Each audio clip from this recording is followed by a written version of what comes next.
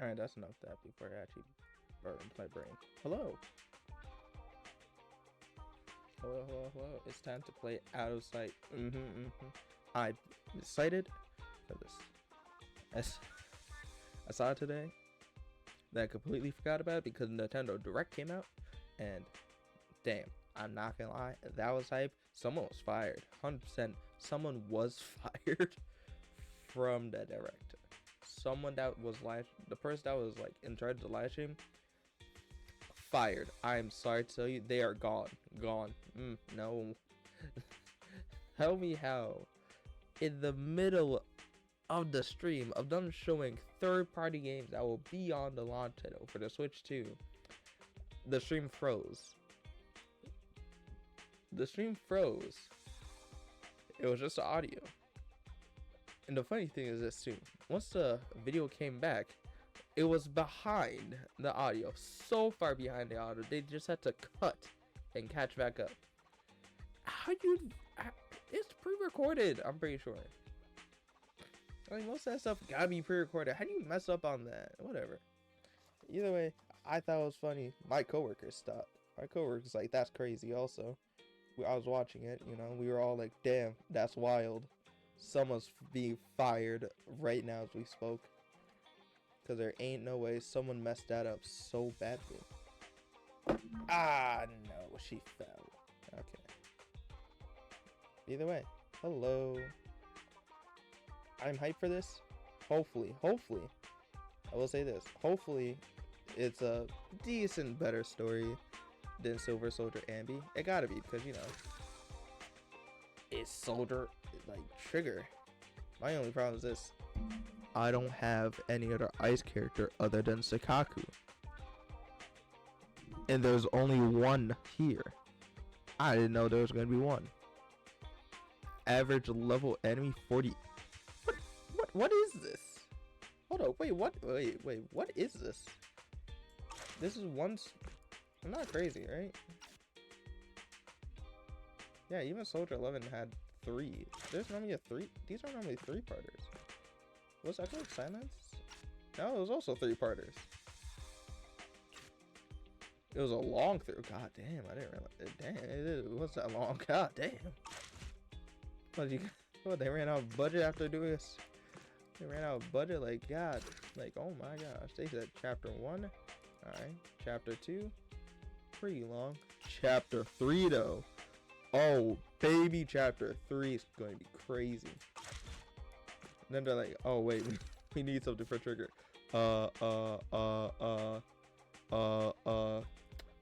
Yes. We could also be wrong, but normally it does show, like, right? One thing I don't have a character. I didn't complete alright, whatever. Either way, I saw on the live stream when they did it that this will be a prequel, kind of semi prequel, whatever. Let's see. I saw the live stream. I saw the video that they uploaded yesterday too. And can I say, can we get a character that doesn't have a straight up depressing backstory, like straight depression? Why is everyone depressed? Give me one character that doesn't have just straight depression for some reason, you know, or has been through a hollow disaster, you know, someone that's just normal, like, oh hey, look, it's character, you know. And I know Wen was in the hollow disaster. No, not hollow disaster. She was in the hollow, and, you know, got saved by Bringer. We killed Bringer. Lighter. So far, we know Lighter was a fighter in the underground ring. Had to basically pay off his debt for whatever reason. Bernice is the only character, and Piper, no, Lucy. The two characters that have a character quest together don't really have a backstory yet. They don't have a backstory. And when they have a backstory, an actual backstory, I'm hoping that it's not, oh yeah, she's depressed, or like what if they're siblings? That would be crazy, but it's not gonna happen. because they don't call each other sis. But yeah, I feel like there should be at least one character. I'll take Bernice. I'll take a Bernice if she's not depressed. Grace even. I'll take a Grace. She could be the, I'm not gonna say the pun, saving grace. Ben. No, give me Ben. Give me a Ben backstory where he's not depressed. I want, if this happens, I'll be so hyped. But just Ben is just a dad. He's a good dad. Or he's a good husband. You don't have to have a kid. He just needs, I'm fine if he's married, you know? I don't want him depressed. Ben's a cool guy. They just don't use him. So yeah. I need a character that's not depressed. I talked about this with my coworker. I was like, who in Zenless Zone Zero is not depressed? And we went through almost every character. I like to say at least every single one has at least a depressing backstory. Billy, we don't know much about, but we know he was a robot built to murder, and he was found in the wasteland, then repaired in the outer ring, which is why he's on the outer ring, which is why he joined the Sons of Caledon, because, you know, they fixed him. And yeah, now he's the goofball. Ambi, we saw literally last story, just straight sadness of she's a clone. She had to murder her siblings, and goddamn, play that. Soldier 11, also a clone. Mind Wipe, I say that was cringe. Hold on.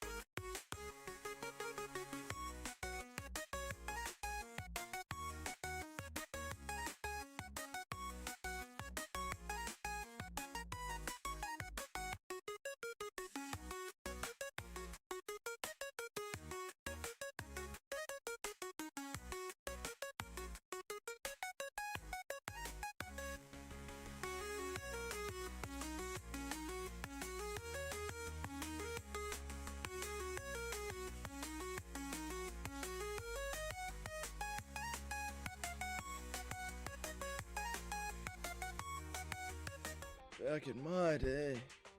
Oh. Alright. I talk too much and I've done absolutely nothing. Anyways, out of sight.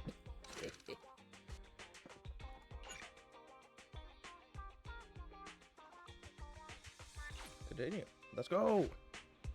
In this story that takes place in the past, story of a rookie named Ethan, who met a young lady at a crossroad of fate. Wait. This is a story that took place in the past. A story of a rookie proxy named Faith, who met a young lady at the crossroad of fate.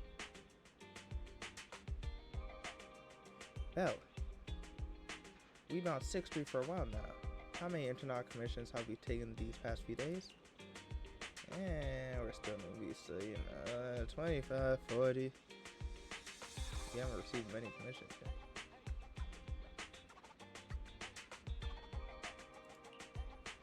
It's okay. We're starting our proxy business and video store from scratch, side by side. It'll take time. These days, I've been focusing on managing the stores, so thank you for taking care of our internet business, Belle.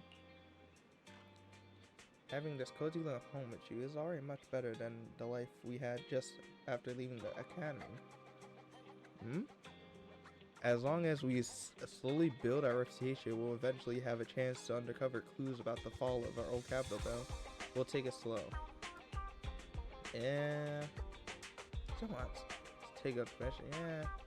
But I get bored. There's no commissions. True. Melanie, I think that's really something, but your troubling will soon be resolved. I saw how hard you've been searching for commissions, so these past few days I've found an intelligent broker on the internet who can introduce commissions for us. Sounds sweet. Establish a long-term partnership with this professional intelligent broker. You shouldn't have to worry about getting commission in the future. As your older brother, I also want to be able to help older brother. Good job. Thanks. I think I've done a good job. I think you've done a good job. Oh, no, never mind. Thanks, I think I did a good job too. I've arranged to meet him at the store today. He should be arriving soon.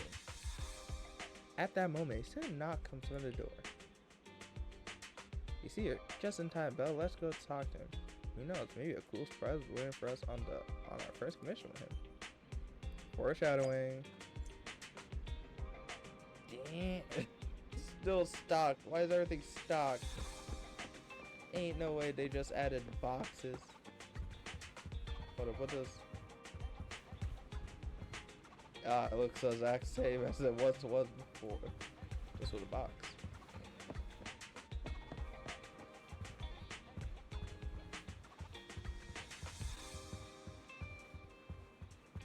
They really just said add a box. In rooms.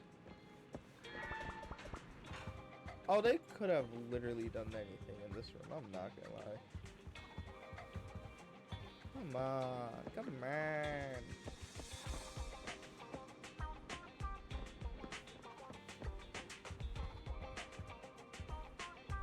House 6 already up. House 6 already is on the floor.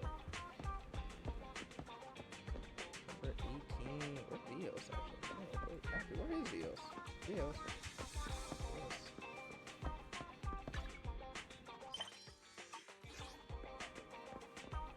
Yes. I don't think he's here. Oh, well, this is going to history of EOS? Oh. 18. Belle and I need to put aside the video start to go to handle commissions, so we are counting on you to watch the house. Yeah. Watch the house, we'll do my best. As the front door opens, a man in a suit walked in. Although he wears a friendly and reliable smile, there is still something slightly off about him. Belle, allow me to introduce our future partner, the intelligence broker I found on the internet. Shady McGee, back at it again. Nice to meet you both. You call me Shepard. I'm glad you two chose to work with me. By the way, Are you just starting out in this line of work?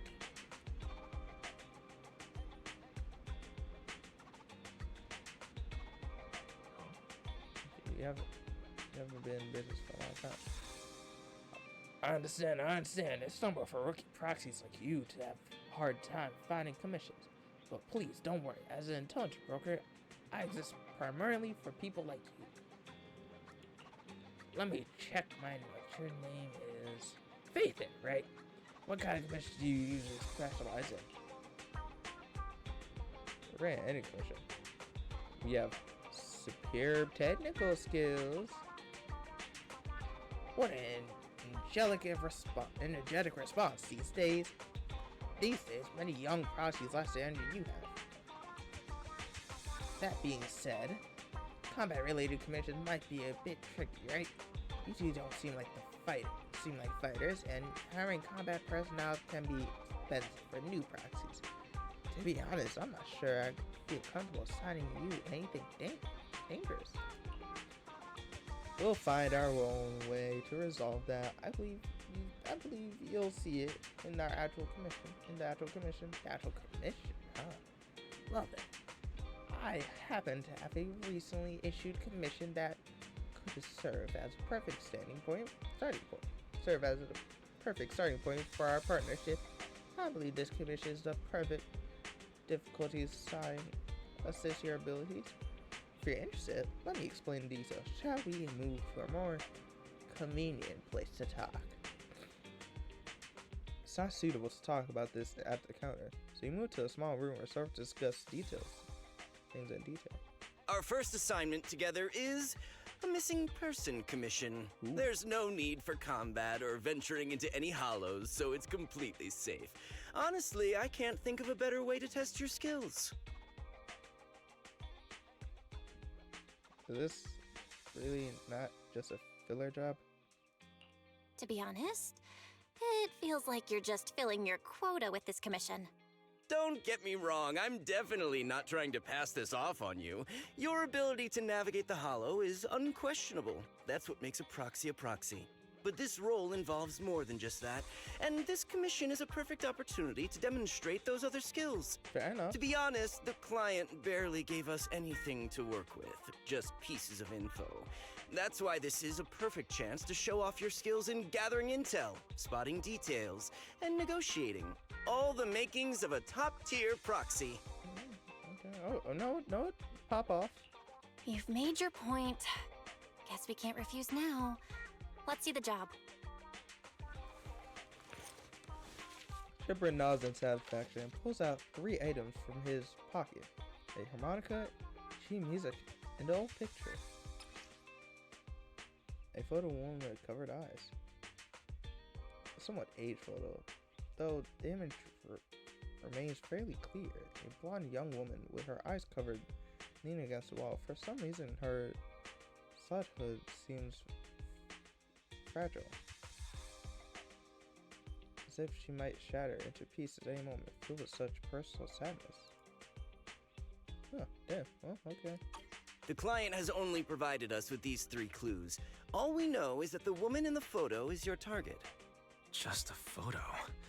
So even the client doesn't know her name, identity, or whereabouts? And what's the deal with the harmonica and the sheet music? The client doesn't seem to have any more info, though it's possible they just don't want to share. But the client did mention if you get stuck, you should try playing the sheet music with the harmonica. Well then, I'll leave this commission in your capable hands. Keep me in the loop if you make any breakthroughs. Just ping me on Knock Knock. A single photo and a melody. Ooh. Feels like chasing shadows. Ocarina of Time? Belle, where do you think we should start? Maybe we should start with Port Elpis. A woman with her eyes covered isn't exactly someone you see every day. Remember when we went to visit the sea? I'm pretty sure we spotted someone like that back then. Oh. Remember? I was in a bad mood that day, so you took me to the port to clear my head. We bought some fries, but you were so busy staring at that girl with her eyes covered, a seagull snatched them right out of your hand. Wait. Why do you sound mad? Now that I think about it, that woman did look a lot like the one in the photo. I was just a bit distracted. I didn't mean to stare. Next time I'll make sure to watch my fries more carefully. Well, thanks to you, we've got a lead now. Let's head to the port and see what we can find. Detective? Wait, hold on, hold on. Is this gonna be a detective mission? Okay, hold up. I can cope with this.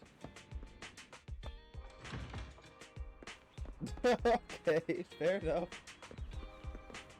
Moving bag boo A, moving bag boo B.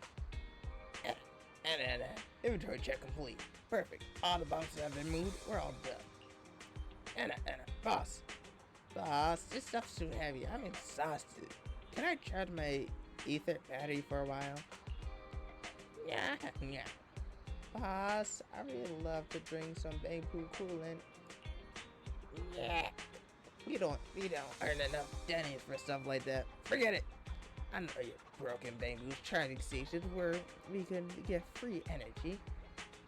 Y'all look tired, so I'll make an exception. Take you there. Oh, nice. Oh, look at that. It's a clean car. Cleanish car. Someone know what that button's for. Why is there a button?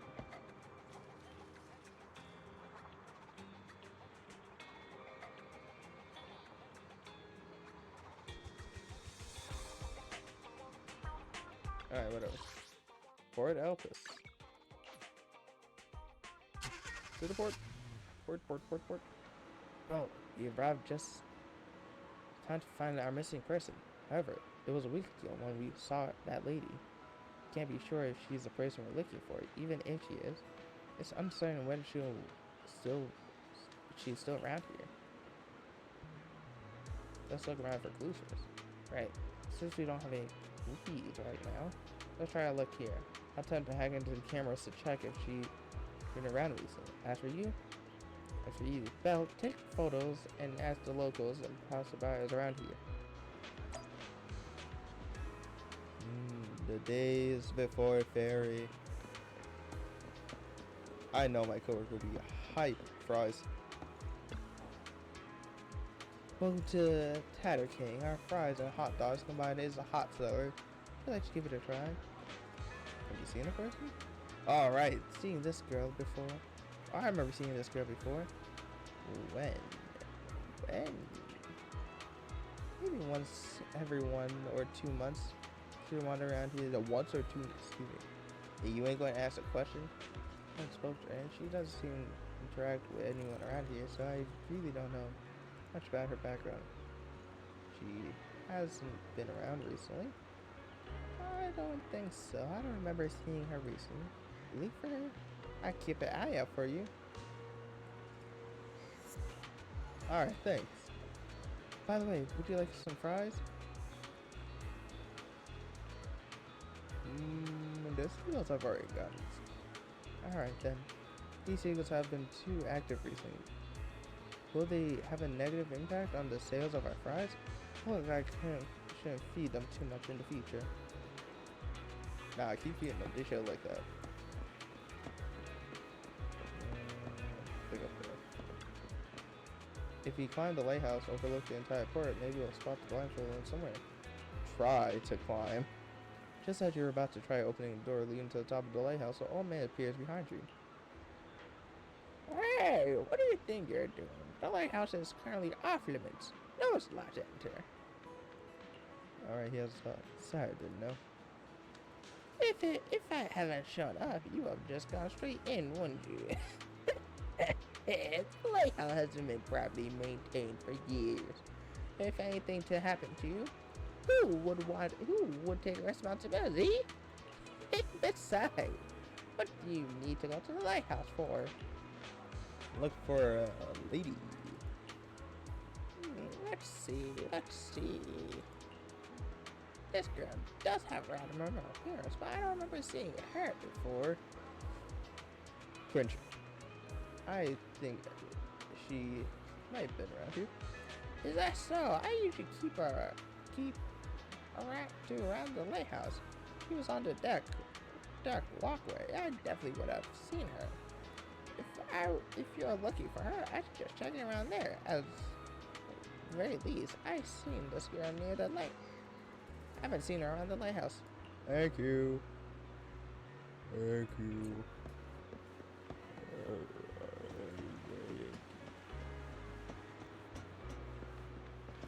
Wait, how much? Oh.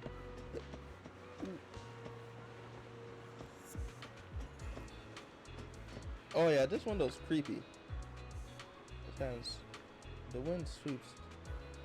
Opens up the door, silently closed, with no response. After several knocking, perhaps peeking through the round.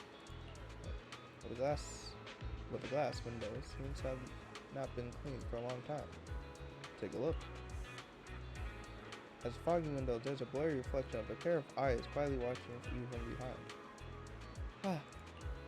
However, aside from a few drifting sea breeze, there's nothing else in the terrace. You peer through the round window again. The room has only a few stock cardboard boxes. It looks like it's just a storage room. The eyes are gone. Bro, why do they have stuff like this?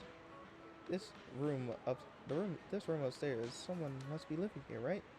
If the blindfold women have appeared here before, maybe whoever lives here has seen her. Knock knock. Please silence. But there is some kind of noise behind. Open up. Hello? Excuse me, have you seen... Hello? Let me see. The door opens slightly. A careful hand a photo over it, and within 3 seconds the person returns it. Never seen. Disappear. In the end, everyone will disappear, including me. What? What? The door shuts. What was all that about? I've asked a few people, none of the clues seem perfectly useful. I should head back to discuss the last. Oh wait. Oh, I wasted on 3 people that have no clues. I wasted on 2 people that have nothing and 1 creepy door person. Oh my gosh. No luck on my end. Belle, did you find anything? I tried harmonica. I was wishful thinking to assume that a quick stroll through the port would solve this. But since we're here, might as well give the harmonica a try. Whether it works or not, you owe me some fries before we head back. Wow. I'll do whatever you say, but Belle, would you mind giving the harmonica a try instead? I'm curious to how it sounds. Wow, you sure know how to set me up. I'm telling you now, though, I can't promise what it'll sound like.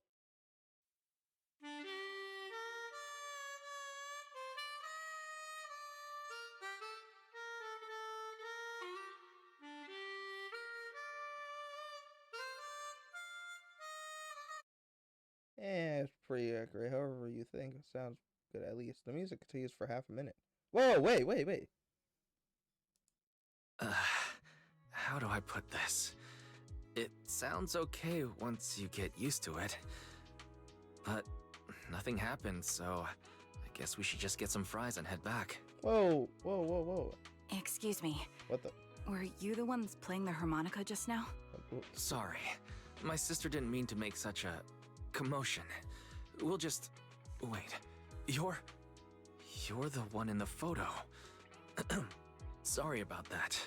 I didn't hear any footsteps, so I didn't realize you were right beside us. My apologies. Moving quietly is second nature to me. I didn't mean to startle you. If I may ask, where did you learn that melody? Oh. Why shoots you a questioning glance? The blindfolded woman from the photo actually appeared. What? Unexpected surprise. But now what? Oh no. Hold up, no. First off. Canonically, Belle just played a whole harmonica. Beautifully. Like, first try. Was it perfect? Probably not. I don't know how to play harmonica, but that's incredible. She sight-readed music like that. On a harmonica. Harmonicas are hard, first off. That's impressive. 1. 2. Ew. Did you clean that? I hope she did. I hope they both cleaned it, because that's disgusting if they actually used it and they didn't clean it. 3. Damn, they really... they really just said, here she is. I thought we were going to play a minigame, but no. Well, the two of us are proxies. Oh. And this song was given to us by a client. We never thought it would actually help us find you. Our client is the one looking for you. Why don't we discuss the details somewhere else? I see. Yeah. Please lead the way. I'd also like to meet this client of yours. She said the Let's head thing. back to the store. Okay, let's go check in with Shepard. Oh, I almost forgot. Your name is... My real name. I haven't used that in a long time. But I do have a code name. You can call me Charon. Charon. Arna? You return to Vegastar with the woman who calls herself Charon. Along the way, you introduce yourself and share a bit about your fledgling proxy business. I thought proxies were illegal. Okay, my friend Mari, my coworker was trite. There's no point in them being illegal if you're just gonna announce who you are. You defeat the... Proxies are supposed to be illegal. I'm pretty sure they're supposed to be illegal. Like, what? Like, what? You just fully announced, we're proxies. I am this person. This is this person. Here's our government ID, by the way. Come back to our house. Let's only introduce you to the other person that does illegal business, too. Teehee. Oh, wow. Just, wow. I gotta do my Duolingo, but I don't want to. Nihongo Josie Heart. Oh, crap, I'm supposed to do something. Yeah, that's a later problem. Miss Charon, I just reached out to the information broker who posted the commission. He should be here shortly, and you'll be able to meet the client soon. Please take a seat on the couch. I'll get you something to drink. Thank you, but please, don't mind me. By the way, the second row from the top on your TV wall, third unit from the left, it has a connection issue. You might want to check it out when you have time. What the? Bro, that's... Bro, what? What you said? Nah. Alright, look, I know she has, like, heightened senses, but, like, that's a little bit too much, bro. What do you mean, the connection? Oh, let me see. You're right. How did you know? No wonder there's been some lag lately. I rely on my hearing. I lost most of my vision in an accident. What do you I can hear? just about make out the outlines of my surroundings. To move around like an average citizen, I've trained my other senses to be extremely sharp. I heard a faint buzzing Really? sound. By moving around the room and noticing the change in sound, I was able to pinpoint the location of the faulty TV. Damn. Sorry. I hope my question didn't seem rude. No need to apologize. Vision isn't the only way to perceive the world. As proxies, you two should know that better than most. Anything that can be seen with your eyes can never be considered a secret. A subtle silence filled the room. It's clear you each have secrets. What do you mean? You just fully announced that you're a proxy. Like, what? You've shown your face. You show that you're proxies and you bring her back to the house. Bro, what? Bro, they can't be spies. Confirmed. Clear each of you have secrets you don't want to share with each other, and there's an unspoken understanding between you. As silence is on brink of becoming awkward, a knock sound at the door from outside the shop. It's me again! You two found the target already? Wow, Phaethon, you Oh. guys are incredible. If you're always this fast, you could take on anything. Is this illegal or not? Is proxy business illegal or not? Because now Shepard's just over here like, what's up, Phaethon? What's up, Phaethon? Like, nah. Alright. Why do you look so uneasy? Where's the client? High efficiency? It's nothing really. By the way, didn't the client come with you? Charon here would like to meet them. Where to start? It's great that you were able to find the woman in the photo, but there's a new problem. No. I can't get in touch with the client anymore. There's been no reply from his Knock Knock account since yesterday. I brushed it off at first, but there's still no reply today. Just when I thought he might have skipped town, his account suddenly sent me a location, the edge of a hollow. Who sends something like that in normal circumstances? A person that's dying. Based on what you've said, there's a good chance the client encountered some trouble involving the hollow. Genius. Still, it's too early to say for sure. Either way, I'll keep trying to reach the client. I Water. hope he's all right. Let's stay in touch for now. We won't be wrapping up this commission for a while. Sorry, but I overheard your conversation. Could you share that location with me? If I investigate the hollow, I might pick up some clues. Ooh. You're Miss Charon? No offense, but the hollow isn't somewhere just anyone can waltz into. Without a carrot or combat personnel, it's a death trap. You should wait. I'm a soldier. I served with the Eridu Defense Force under the Chrysoberyl Division. Even after retiring, I've made countless trips into the hollow. Wait, what? You can trust in my combat skills. Retiring. The heart rates of you and the two proxies here seem to have just spiked. Don't worry. My military days are far behind me. I have no current ties with them. As for getting into the hollow, proxies, can I request your assistance? I don't know anyone else who could guide me. I'll pay the commission fee as best I can. If you don't want to be involved, that's fine. I'll think of something. Hold. What you mean? Retired. What? Wait, what? Is she what? Okay, hold on. I'm asking questions here. What do you mean retired? And why y'all shocked by this? She's wearing full, like, decorated military war stuff. You brought her back to the room? Nah.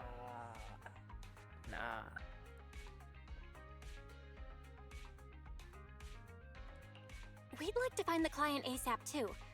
I mean, who's gonna cover our commission fee otherwise? Okay. Besides, if we said no, you'd just head into the hollow alone, wouldn't you? How did you know? So that was your plan? You just remind me of how Wise and I used to be. So desperate to find someone that we didn't even care if we were ready or not. Well, since Miss Charon wants to continue to investigate, I'm willing to act as the proxy for no additional fee. You can relax, Shepard. I see. That works for me. With the client still unreachable, my hands are tied. Please, look into the hollow, and be careful. I'm really sorry for troubling you both. Finding this client is very important to me, so I may have acted a bit out of line just now. I'm hyped for her 3. Wait, did her 3 mod come out? I don't know, actually. It had to come out. I mean, there's a 100% guarantee that her model came out. Like, you can't just give us. Never know how to search it out. It's like I don't know how to use Billy because I don't speak Chinese. So you, hold on. So I just go. Let's see. So mod.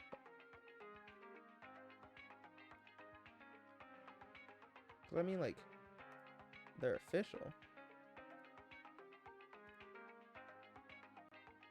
I mean, like, they have to come out. Bernice. I mean, it's day 1, so I don't know if they came out yet, actually.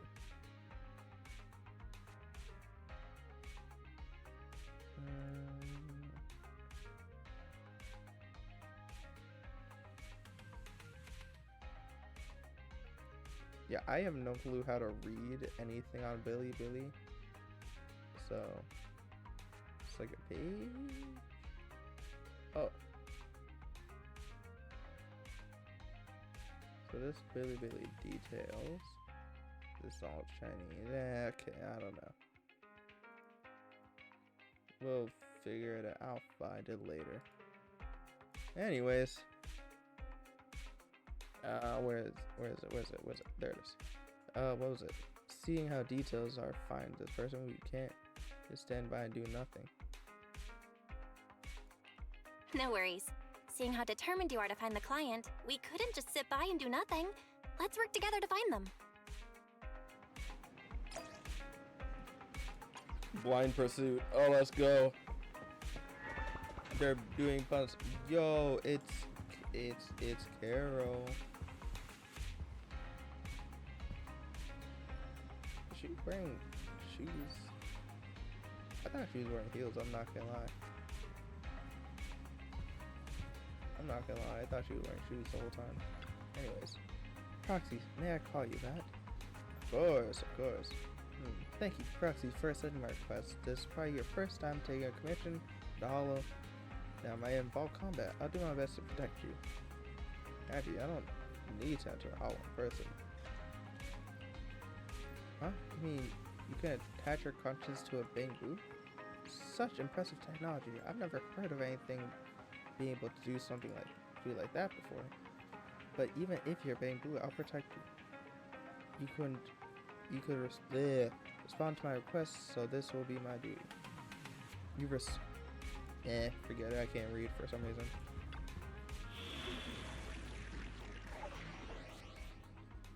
Next. Awaiting further instructions. I mean.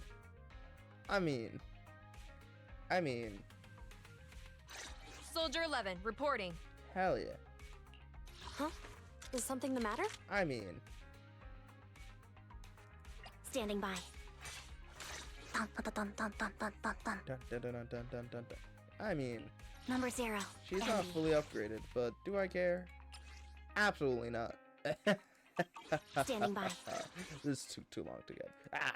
Officer 148, Juyuan, ready. I could just do regular Andy too. Standing Can I by. just do Let's regular move. Andy? Oh, neat. What? Do I want it? Ready for combat. Stunner. What's Ready and Social waiting. Level's not stunner? Awaiting further Standing by. Andy, in position. What's Ready Andy? for combat. I forgot. Yeah, stunner. Standing by. Wait, what's the trigger? Actually, okay. Hold on. What's the trigger? Ready for combat. I've got your back. Oh, she's also a stunner. I am the Oh. Eye of Obel. Standing by. She did the pun. Oh, they made Andy an attacker. Number 0. Andy. Dun, dun, dun, dun, dun, dun, dun, dun.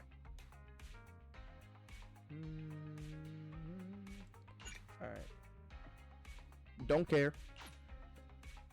I gotta do it. I also gotta do it. Soldier 11's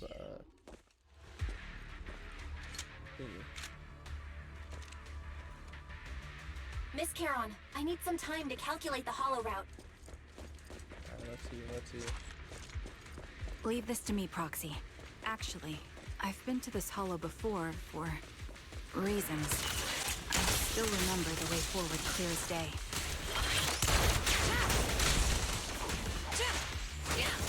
Got it covered, Soldier 11. Oh? I wonder if you wait just a little longer. Calculating a path doesn't take that long. Whoa. Ah, damn. It'd be more efficient to retrace a path I've already walked. Please come with me, Proxy. Copy that. The path ahead. It should be right around here. I wasn't here too long ago. You're in my sights. In one moment, Proxy. I might have misremembered. I just need to think.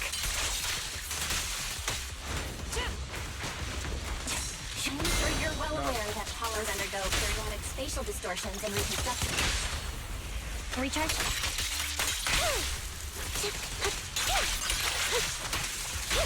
Roger that. That's why each time we enter, we need the most up-to-date carrot. Adjusting for wind. You're not lost because you can't remember. Time to pin them down. A perfect after you left the hollow, spatial distortion occurred. That's why. I'm not gonna lie, I was not paying attention to a single thing. Sorry for being so presumptuous, Proxy.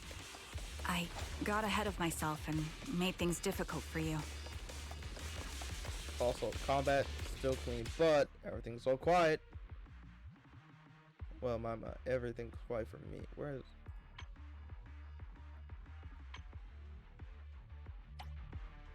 There we go. So now lower it here a little bit. Yeah, forget it. That's long enough.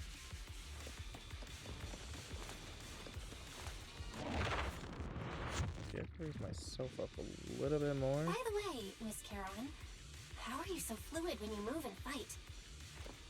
She's like that, for real, for real. Is it because of your sharper hearing and heightened senses?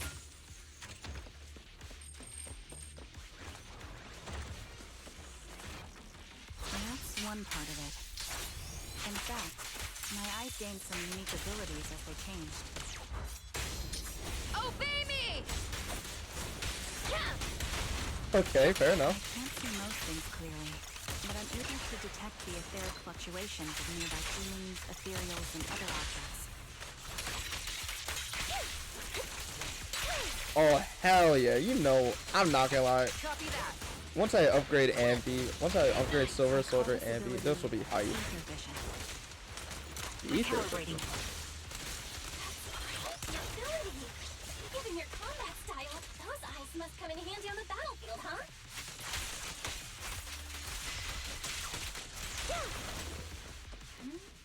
Wait, something's up ahead. There's someone on the ground. Ugh, What the? it smells like blood. Where'd they come from? Where's the blood? What? Wait, did they? No, they didn't. Okay, I thought. Wait, is that the pose? I don't know. It would have been funny if they didn't made the pose. In my mind, it would have been fun. They just placed him in the pose. Man and woman lie collapsed on the ground with an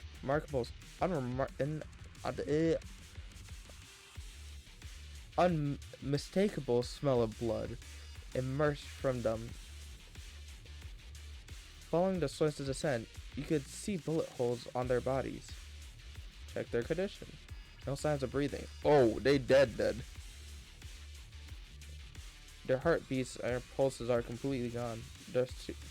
These two are dead. Cause of death appears to be severe blood loss from long-range gunshot wounds. Trigger? Was it you? Was it the trigger? Time of death? Probably within the last 1 to 2 hours, just before we entered the How you know that? Which means, this isn't just a case of losing contact with our client. Someone's been killing people in this hollow. Though I don't sense the killer nearby right now. There's still a chance they're active somewhere in the hollow. Proxies, don't stray from my side. I'll keep you safe. Those two. I really want to take their bodies out to hollow, but without knowing the killer's whereabouts, will be risky. As these mark these coordinates, once we confirm that the area is safe, we'll come back and trade their bodies. I'm sorry, the ground must be cold. May they rest in peace. What could have happened? Who did this? Given the depth of the wound and the caliber of the bullet, The surrounding ether levels have significantly increased. What's going on? Oh, that was bad combat. Ready. That was my fault. Got it covered. Hold on. Let me find what's causing the ether level increase. Up ahead, there are multiple devices leaking ether non-stop. What the? Nope. Nope. Nope. No. Ah. those are high-pressure ether storage tanks, filled with highly concentrated ether. Do you feel like that? Copy that. As soon as the valve is opened, the ether will flow out at a fixed rate.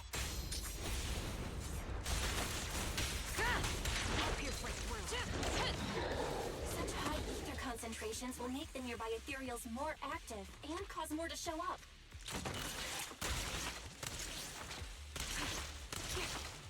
Dark Soul roll. Dark Soul roll. Dark Soul roll. Dark Soul roll. Dark Soul. Yeah, Dark it's Soul. dangerous if we keep moving forward.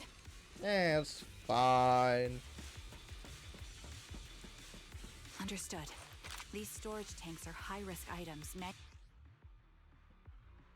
Okay.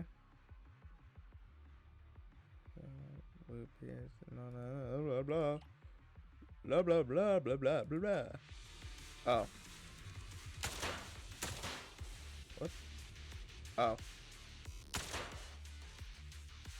All They high just pressure move ether very tanks slowly. have been disabled. We can keep moving.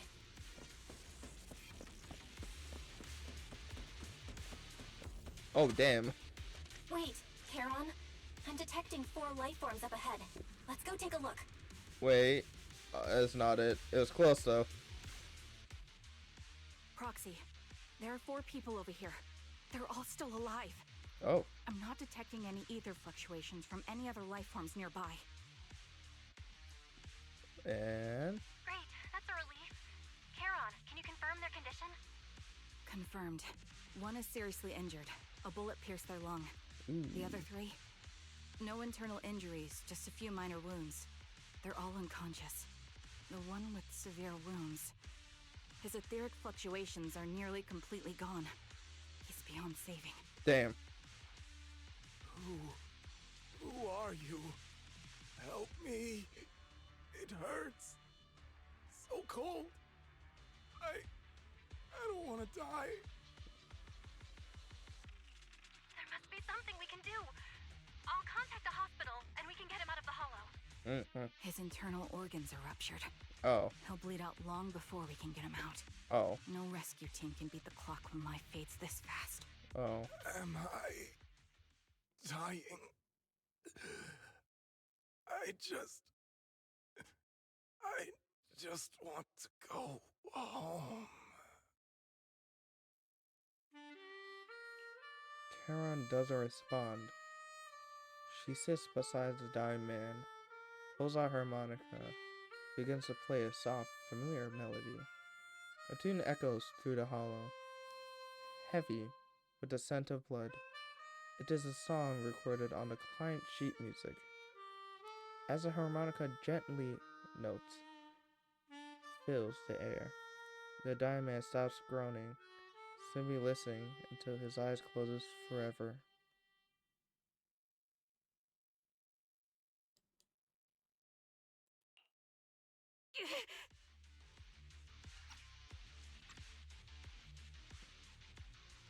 Damn. R.I.P. my guy. R.I.P. Charon, what's wrong? It looks like you're in pain. I'm fine, don't worry about me. As I mentioned before, these eyes of mine have their uses, but they bring just as much inconvenience. The rejection reaction you saw just now is one of them. Staring into death. It's not something I handle well. My head. Where am I? Who are you people? I remember now. There was a madman, a lunatic who tied me up and dragged me into the hollow. You're not. No. I'm not the lunatic you're talking about. Can you stand? There are 2 more unconscious survivors here. If you can, help us carry one of them. Let's get out of here together. Hold up, is she standing at attention? She is. Leave. We can leave this place. What about that lunatic who shot at me from the shadows? He's cringe. The culprit should be gone by now. Charon, let's get the survivors out. Follow me.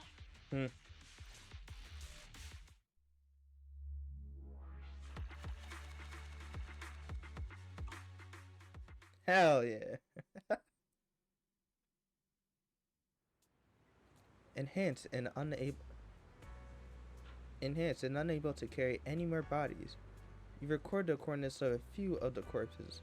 Once this is all over, you should make sure to report them anonymously to the public security. With Charon, you can keep your guard up alongside the 3 survivors, eventually arriving at the abandoned metro entrance in the front of the Ballot Twin Road. Proxy, let's take a break here. This area around the Ballot Twins have been abandoned due to the Hollow disaster. No one's likely to be around it. It's both secluded and safe, making it a perfect place for a conversation. Those are 3 survivors. I know. They just escaped from a killer, so we need to check on their injuries and mental well-being. Could one of them be the kind? Unfortunately, I don't think so. After they woke up and saw me, they didn't have any personal reaction. particular reaction. If they were the ones who assigned the commission to find me, they should have recognized me to some extent. Proxy, I'll keep watch around here and be on the lookout for the from the perpetrator trying to track us. Tend to ambush us. Could you please bring a brief conversation with the 3 survivors? I think they might have information on the perpetrator, and to be honest, I think they might. No, it's probably just my imagination. I'll get him from the first, okay? Thank you, Proxy.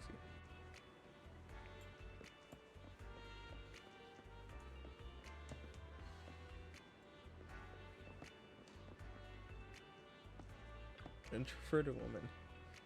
Take a deep breath. If your emotions get too intense, and the wounds might reopen. I feel like I'm about to throw up. Fear that someone's still trying to shoot me. I just can't go anywhere. Are you guys okay? I'm okay. Did you save us? I'm just about holding up. I'm more or less recovered from the shock. I remember you. You were looking for someone around Port Elpis, weren't you?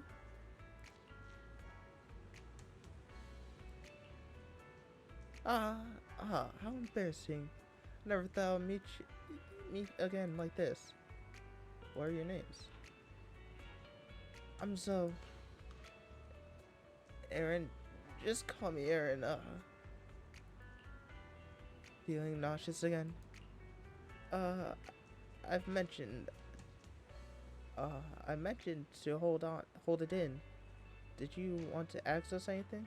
I have some questions for you. No problem. I'll answer what we can.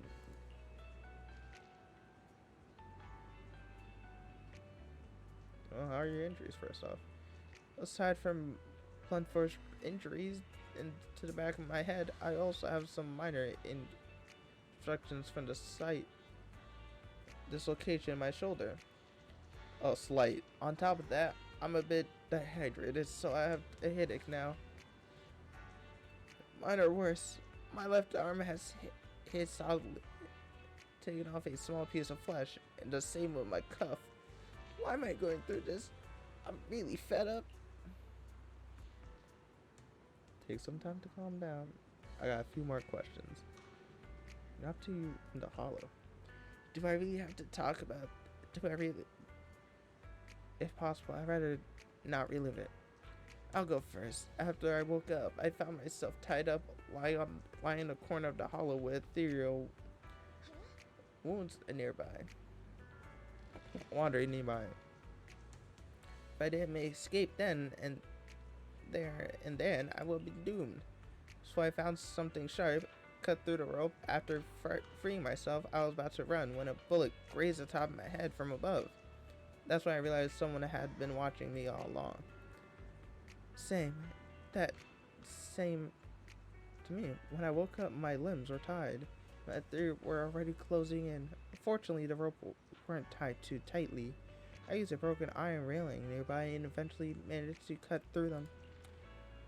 But I barely ran a few steps when a bullet hit my head, in my left arm. I could only grit my teeth and run for my life. If she keeps talking, she'll throw up again. The manic shooting from the shadows. They seem to take pleasure in watching our frantic attempts to escape.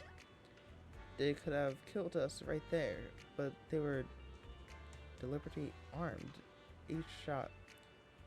Aimed each shot slightly off target, giving us just enough strength to keep struggling. Under threat of Ethereals chasing me and the sniper fire, I didn't know how long I ran. Eventually, I managed to reach the area where the Ethereals were less active. But that manic shot with a tranquilizer, I posed out again. Same here. Now that I think about it, we must have both passed down the same area. Takes time to calm down. Alright, anyways, thank you for your cooperation. If it weren't for your arrival, I think Why are you being targeted? Why are we being targeted? I can't take this anymore. Ew.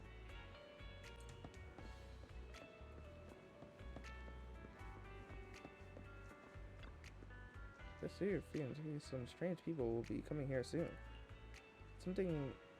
Sometimes her perceptions will leave her body and attempt to. They look appear, but who on earth could they be? What does that mean? Alright, homeboy, what you got? Thank goodness, I can't believe I'm still alive and out of the hollow. What's your name? Oh, I'm Jesse. Oh, me? I'm Jesse.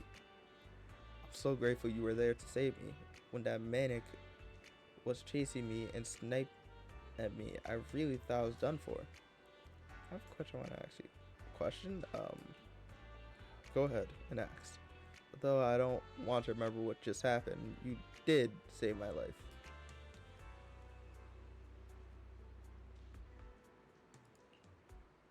I was tricked. I received an anonymous message telling me there was a big job I could do.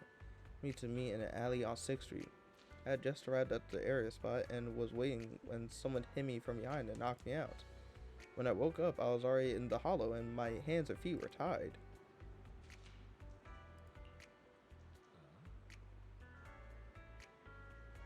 Very interesting.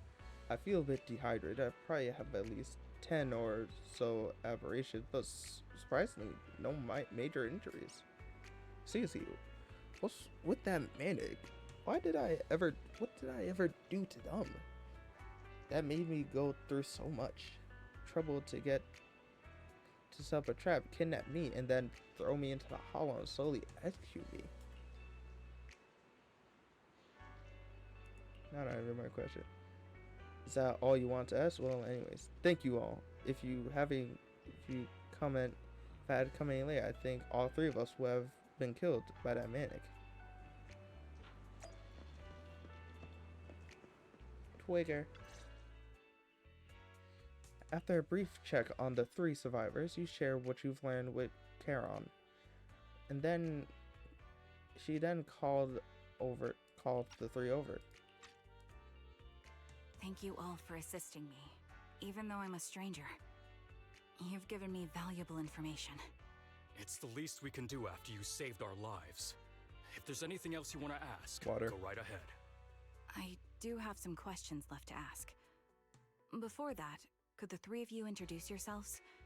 I'd like to see if there's a pattern to how the killer chose their targets.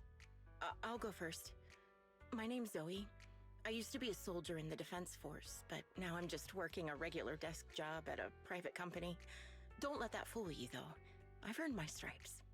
I'm Jesse, currently working as an internet information broker. I'm still pretty new at it, though, so I can't think of any reason someone would target me. My turn? I'm Erin. I was also in the Defense Force, but now I'm unemployed. Actually, I have a question for you all. Oh? Did you see my friend when you were in the hollow?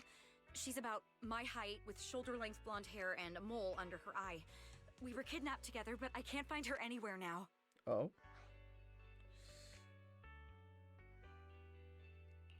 If I recall correctly, we didn't come across anyone like that in the hollow, among both the survivors or the bodies. Mm-hmm. It's all right. I'll keep looking. I hope she's okay. We were always inseparable.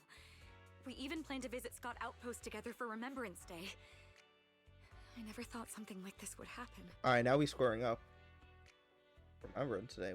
What is that though? Remembrance Day? What's it about? As the name suggests, it's a day organized by the Defense Force for the families of deceased soldiers and veterans. People gather to mourn their loved ones who died in the fall of the old capital and find comfort in each other's company. I didn't know the Defense Force did that. Huh. Maybe I should go check it out. If I can't find her anywhere else, I'll head to Remembrance Day alone. Maybe she'll show up there. Was your missing friend also a member of the Defense Force? Yes, she and I were in the same squad. Obsidian Division's Cartis squad.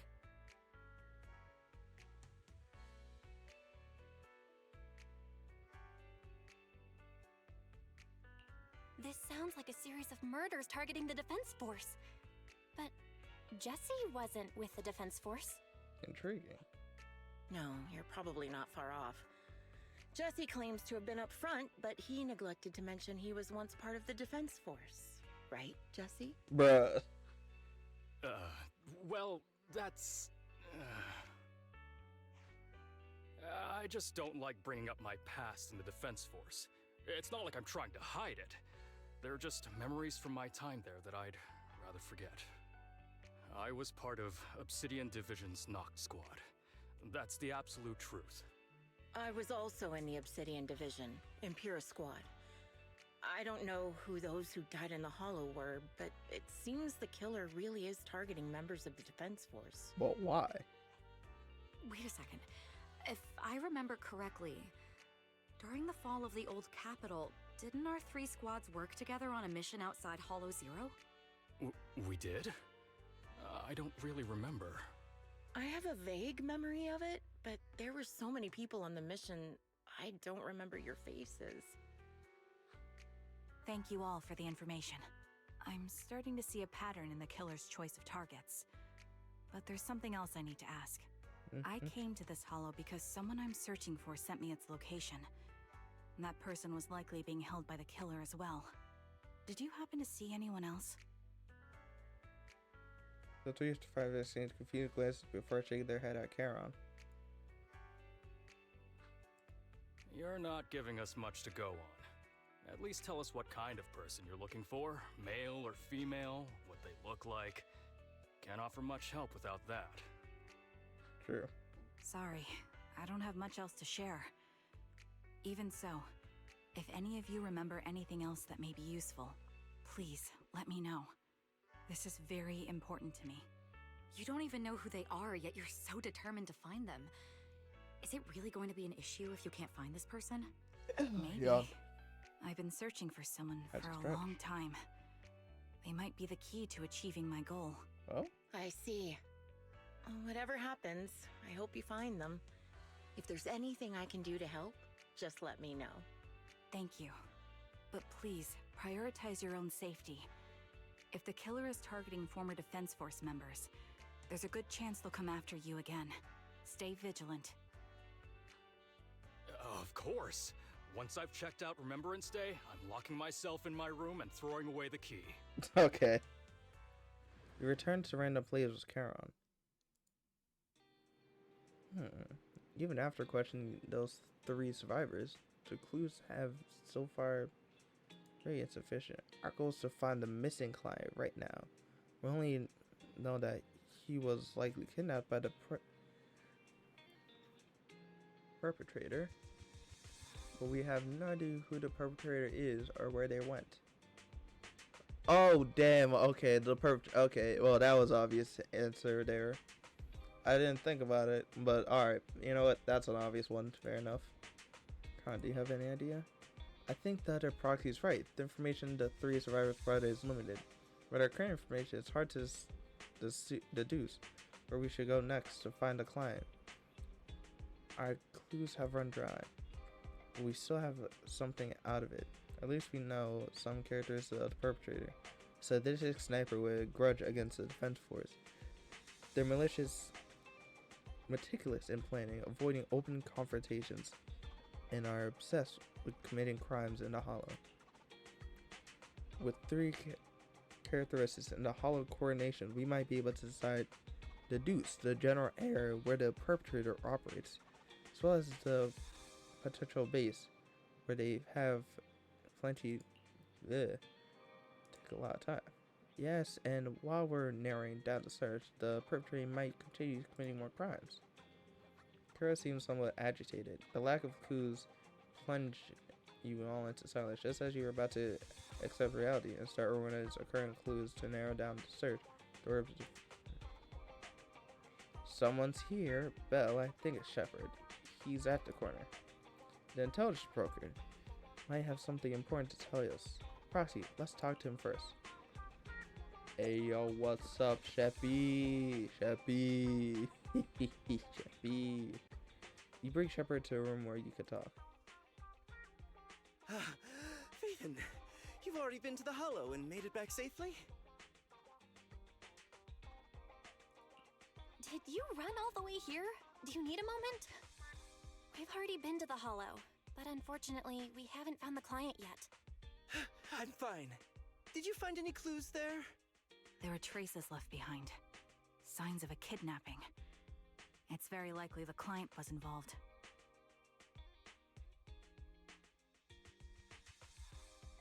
Do I want to play this again? Probably, yeah, but also, why were you running? Yeah, it seems the client was kidnapped, brought to the Hollow, and later moved again. We're still looking for clues. But why did you rush over to the store? Did you find anything? Well, just take a look for yourself. Trevor shows you his phone. About 10 minutes ago, the missing client sent him another location on knockoff. There was no other message. I checked a map of New Eridu.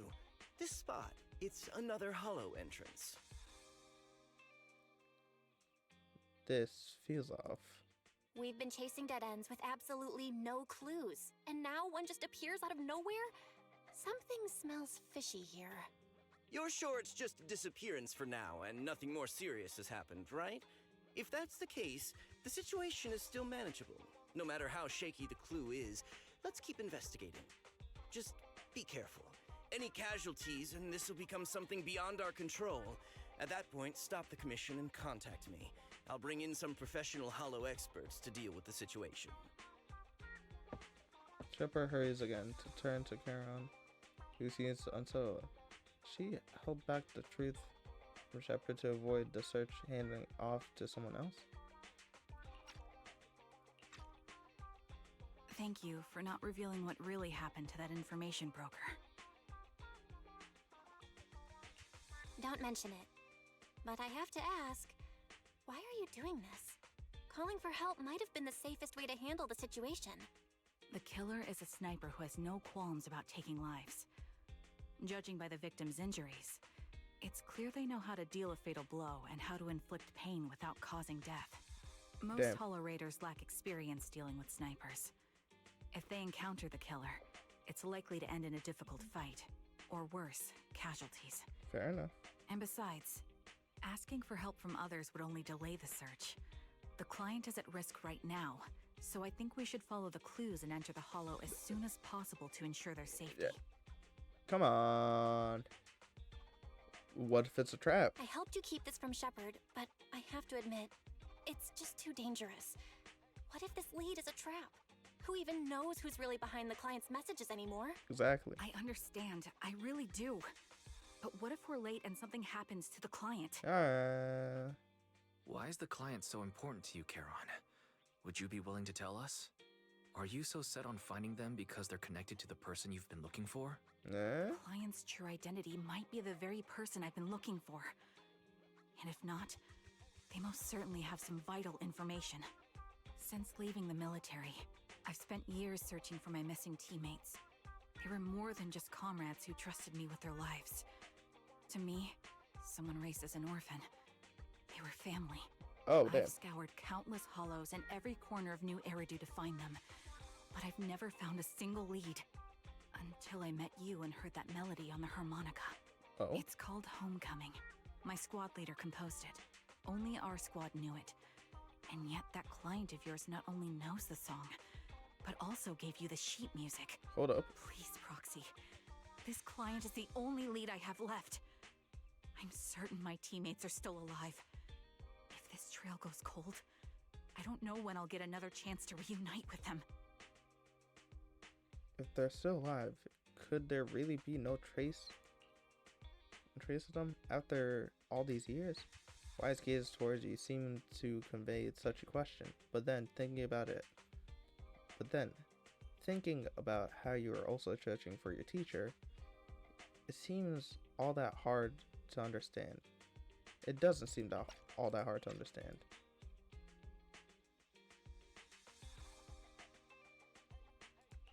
I get how anxious you must feel. Let's face this together.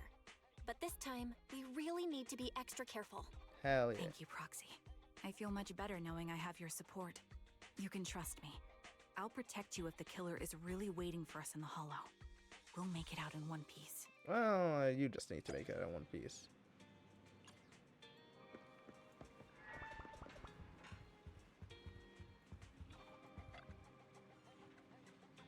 Sharing controlling bamboo. Does that mean the pain is shared as well?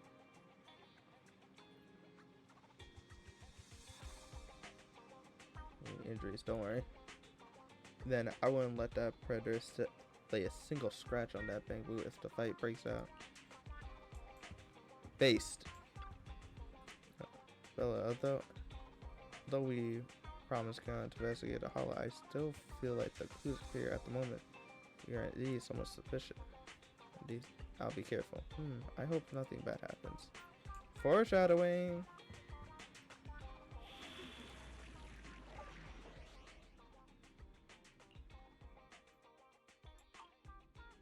Ether and ice. Alright, fine. Ready and waiting. Officer 148, Juyuan, ready. Ether. Awaiting further instructions. It worked. Let's hurry. We'll pull out I want to be back by dinner.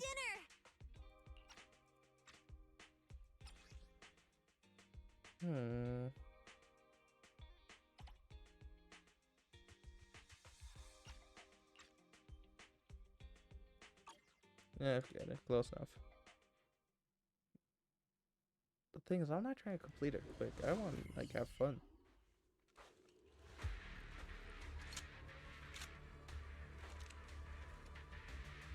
Looks like there's something here.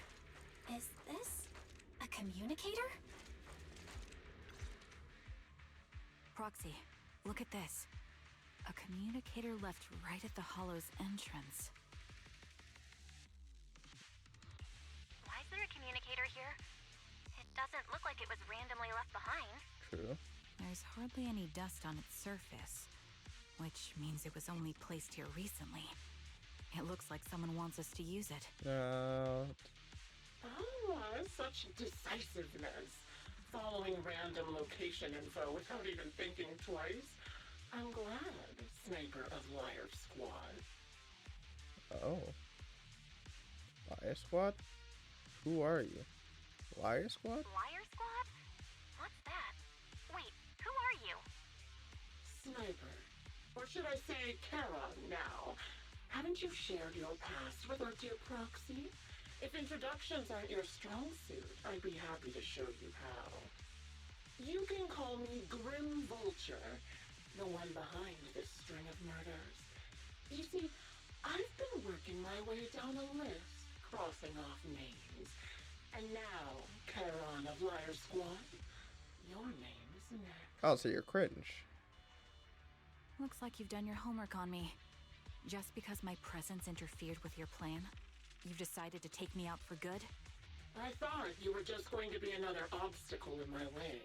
And now, with you in my sights, this must be some kind of destiny.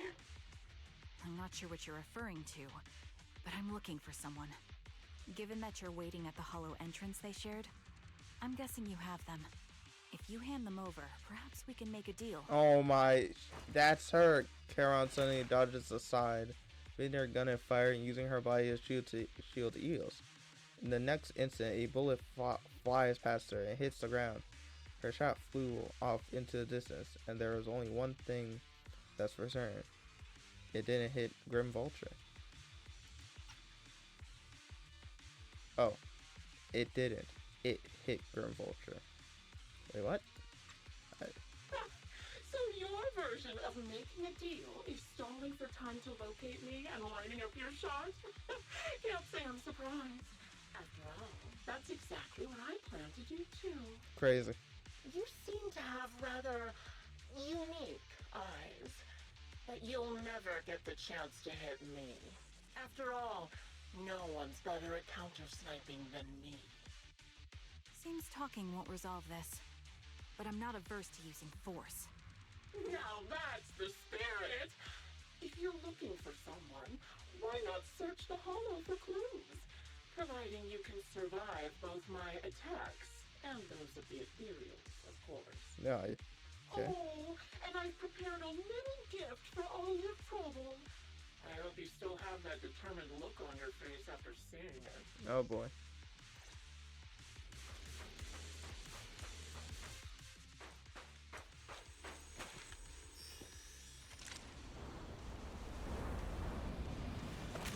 Oh. Watch out for Grim Vulture taking shots from afar. Oh, snap.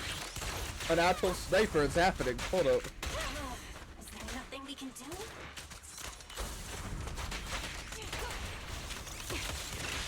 Attacking from a blind spot.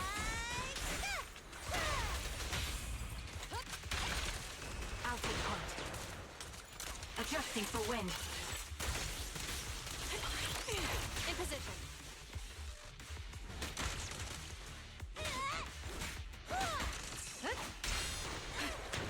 Oh, damn, I moved. I didn't. How slow is that shot? Oh, so that shot gotta be from like over there. I found a box. Something. I've read a creepypasta is giving off some unsettling stench. You have a bad feeling that opening it would cause for trouble. Glance at Kara beside you and who has fallen silent. Clearly, she has the same feeling. Right now, she hesitates whether or wait, don't open it. Kara opens the box anyways. A bloodstained, tattered military cap, carelessly crumpled and stuffed in the corner of the box. Though the owner identity remains unknown, the message is conveyed can only mean one thing: death. Don't touch what's in the box. Reaches out and picks up the military cap from the box. Her fingers tracing the shape. Her lips tremble. I'm okay, Proxy. If my senses of touch isn't deceiving me, this appears to be the outfit my former teammate wore, or a replica of it. So this is a surprise when Vulture mentions I see you. Let's keep moving, Proxy. Kara goes silent. Yet as she chambers another round, you can sense her hand trembling slightly, while her grip grows even stronger. You still remember what's inside the box, right? Your loyal teammate's cat, the one Sticks always wore. I'll pierce right through.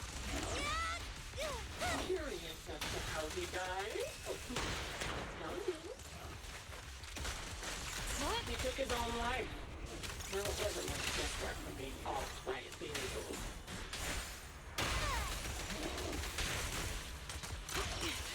I'm here.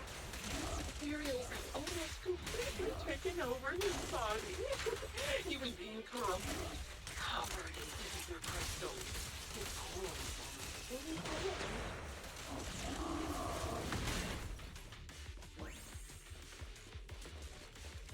Another high-pressure ether tank.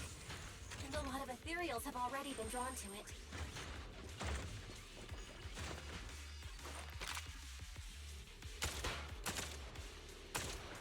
What? We did it, Proxy. Let's keep moving. That's kind of crazy though. I want to catch that murderer as soon as possible. Same. The second boss emerged with an ominous aura. That seems to warn you that the gun will give you an she goes heavy. She stands still for several seconds, soon you rate. Feel her emotion turmoil. Don't push yourself. Finally show up. Okay. And her bloodstained, tattered military gloves lie twisted in the center of the box. It's clear that whoever placed them here couldn't just toss them in carelessly. And I've been arranged in meticulous intent. The glove, once again feeling their icy touch, her lips turned pale. So I thought, these are from one of my squad mates too.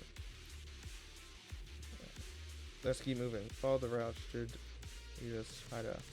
Fine. Kara picks up the weapon again, but there is no unmistakable terror of uneasiness in her voice. Acheron's favorite gloves. It wasn't easy getting my hands on them. Ether vision activate. As expected of such a famous, beautiful commander, even the gloves are stylish.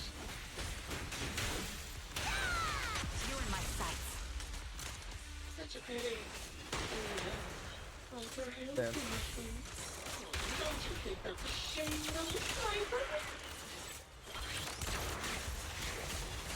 Oh wait, there's another ethereal? I wasn't ready for that one. Hold up. Such beautiful hands. People could no longer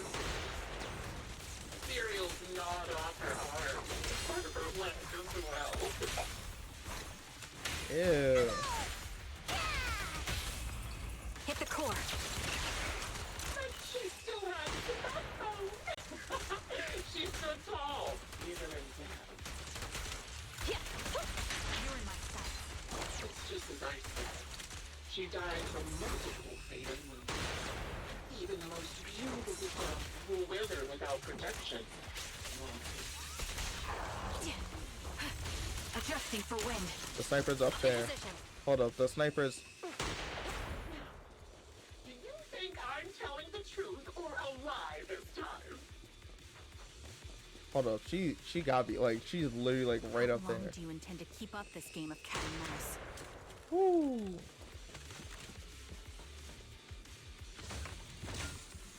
I'll be coming to your hideout soon. Wipe that smile off your face and wait. Wait and see what I'm going to do.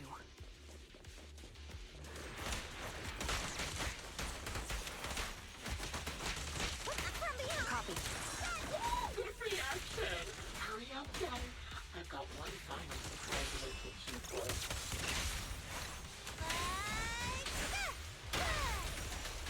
Take the shot. I'm sure you figured out the route to get to me. The surprise is at the end of the road.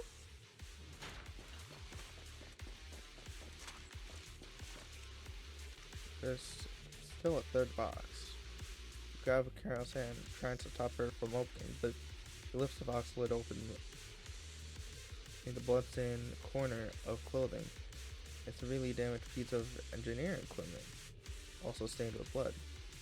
Kara picks them up, her trembling fingers feeling the shape. She doesn't speak, either about the plan of pursuing Grim Vulture, nor with her companions these items belong to. Until the commander in our hand rings again with a Grim Vulture voice. Communicator. Congratulations! You found the third box. Inside is... Who was it again? Oh, right. A piece of bloody fabric from Cocytus's clothes and some damaged engineering gear stained with Leafy's blood. There weren't enough boxes, so I had to cram them together. They're just a medic and an engineer, not exactly combat material, right? Surely you're not mad, are you? This must messed up.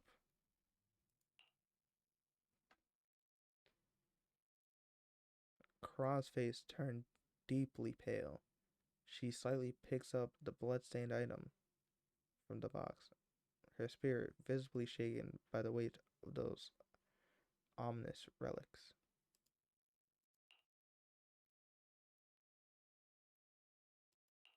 Enough already! Using her squad mates? Her family to mentally torture her? That's vile. How much longer are you planning on doing this? Oh dear. Did I go too far? My sincerest apologies. Fringe. It's just watching you plunge headfirst into my trap was so entertaining. Okay. I may have gotten a bit carried away, you know? Relax. The person you're looking for isn't here, and those are just fakes. I didn't actually take them from her comrades. Her comrades are long since corpses in the hollow, after all. How could I possibly have gotten hold of their clothes? Surge raged, then to drawn all thoughts. Just as you were about to retort, a crisp gunshot rings out. Karan's shot is clear and decisive, carrying an unmistakable intent to kill. But from the response on the other end, the communicator, it seems she missed her target.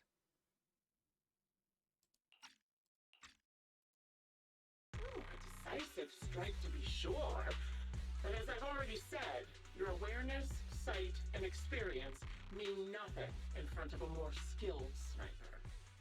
I didn't expect to kill you so easily. There was a subtle change in your ether fluctuations the moment I fired. That was all I needed. You knowing my past makes me feel sick. But after seeing that you're just a coward who feels fear from another's killing intent, it doesn't bother me as much anymore. Coward, you say? How fascinating.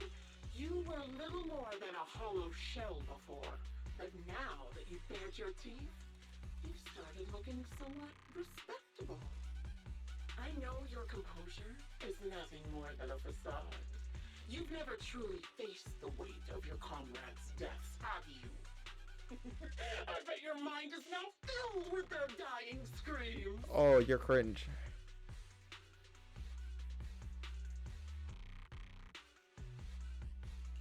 Karen and I both believe her squad is still alive. You can drop the act. Why are you so fixated on Karen? Yeah. Just because she used to be in the defense force? She has nothing to do with your target. Nothing to do with it. Then why don't you go ask her about it? What surprises me more is you actually believe her teammates are still alive. Don't tell me she dragged you into all this danger without telling you anything. Shut up. If she won't tell you, I will. Those so-called alive squad mates of hers went missing during the fall of the old capital.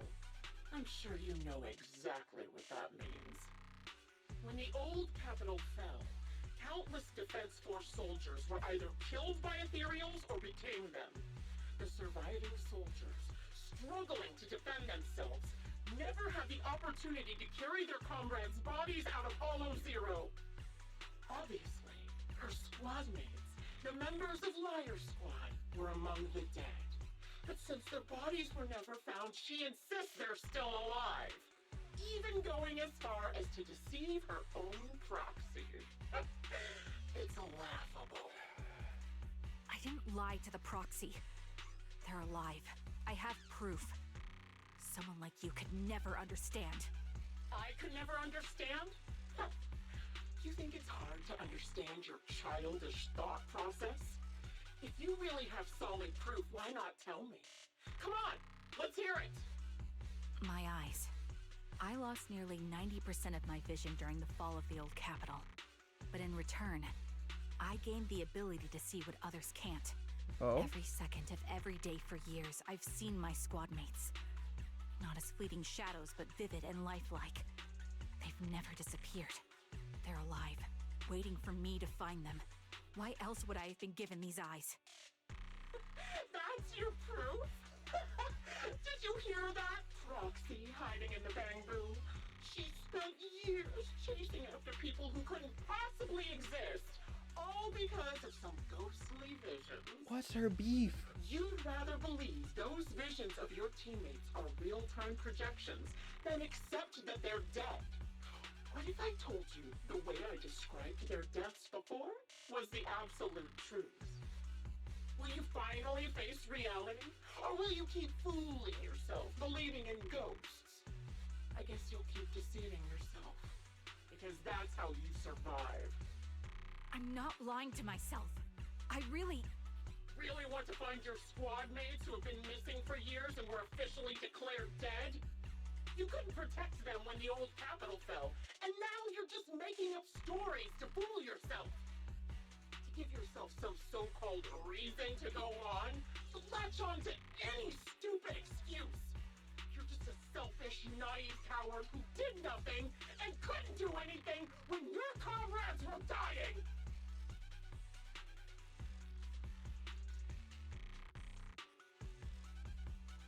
Yo! Oh, they suck. Ow, like. Carol stands there speechless. Grim. Nah, I can't even read it. A relentless verbal saw has clearly struck home. The little color that had briefly returned to her face drained away, leaving her visibly shaken, unable to muster a single word of rebuttal. Giving up already? At least you've got a shred of dignity left. Nothing disgusts me more than a useless hypocrite. Enough of this. Time to die, coward. Charon is not a coward. Someone who'd enter perilous hollows just to find what they seek. Someone who'd play music to console a dying soul, despite the pain in their eyes, is anything but a coward. At the very least, she's far braver than a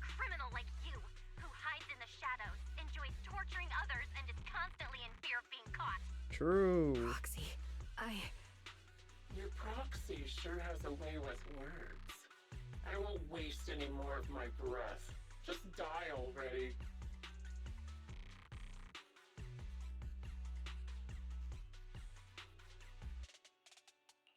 I've completed analysis of the surrounding fissures. Charon, snap out of it. We can use that fissure to escape.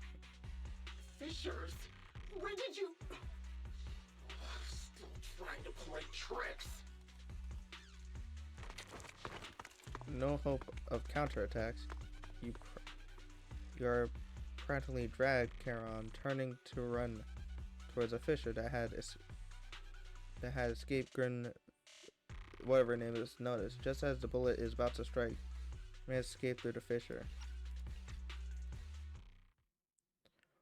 Oh, I don't like her. I really don't like her.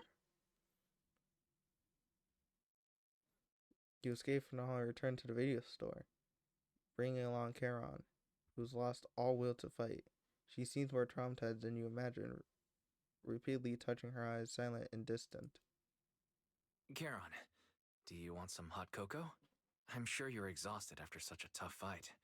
You should get some rest.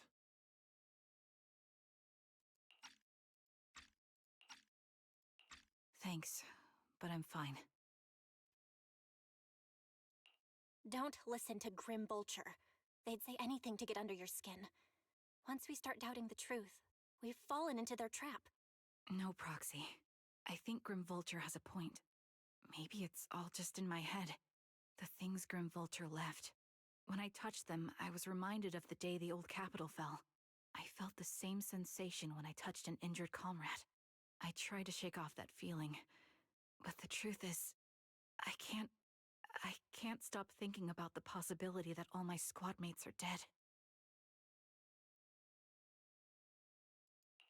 Would you be willing to share more? What really happened to you and Liar Squad on the day the old capital fell? That day, in the first hour Hollow Zero started expanding. Defense Force HQ thought it was just a normal Hollow disaster, and thought they could suppress it with the standard amount of troops. Liar Squad was among the first troops sent there. Before we left, our superiors promised reinforcements would be on the way to support us in combat, so we didn't need to worry too much about facing the Ethereals. But soon after we began the mission, we realized things weren't going to go like we thought. The Ethereals came at us like an endless tide. The Hollow expanded beyond control, and more importantly, the reinforcements never came. The Defense Force troops outside the Hollow soon realized this was no ordinary disaster. Hollow Zero was devouring Eridu at horrifying speed. The reinforcement plan was called off, and the promised troops retreated. Honestly, even if they had come to help, it wouldn't have changed anything. I watched as members of the advanced force around me died one after another, or were corrupted into ethereals. Our squad slowly lost the strength to maintain formation. I was a weak point in our formation. An ether shot fired by an ethereal hit my eyes, corrupting them. Because of that and several other wounds, I shortly lost consciousness. I'm not sure how long I was out, but just before losing my vision, I briefly regained consciousness. The last thing my eyes saw was my squad mate standing in front of me, looking back. When I woke up again, I was already back at base. The higher-ups detonated the Shiryu pillars, and finally managed to bring Hollow Zero under control. I don't know who rescued me from the Hollow, but none of my squad mates had made it out. For some reason, the image of my squad mates being the last thing I saw has stayed in my mind. It must be some kind of sign. A sign that they're still alive. Don't you think? Who's that? Cause, oh my gosh.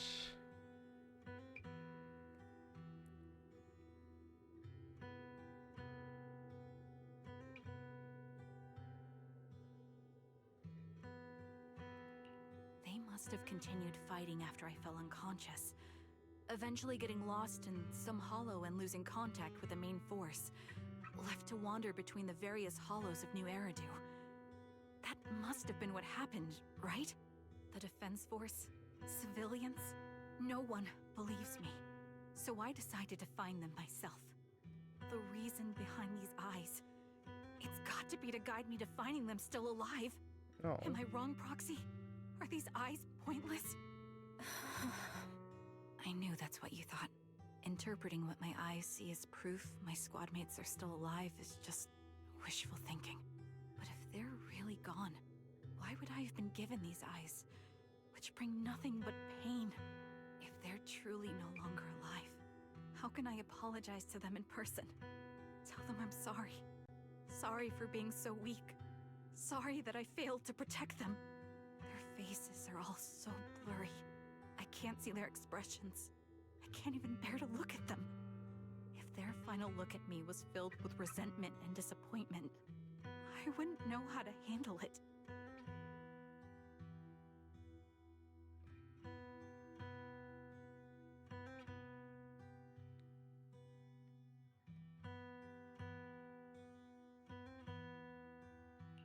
Charon, listen to me. Even if everyone else thinks you're wrong, Wise and I will never dismiss your determination to find your squad mates. You don't need to make any justifications, because someone close to us is missing too, and we desperately hope she's still alive. Even if the whole world doesn't understand, we will never give up. But I also think being consumed by this obsession, unable to move forward, that's not what those who matter to us would want. Belle is right. Listen, Charon, you're such a kind person. Maybe that's why you feel responsible for protecting everyone and blame yourself when you can't do enough. But you don't have to carry it all on your own.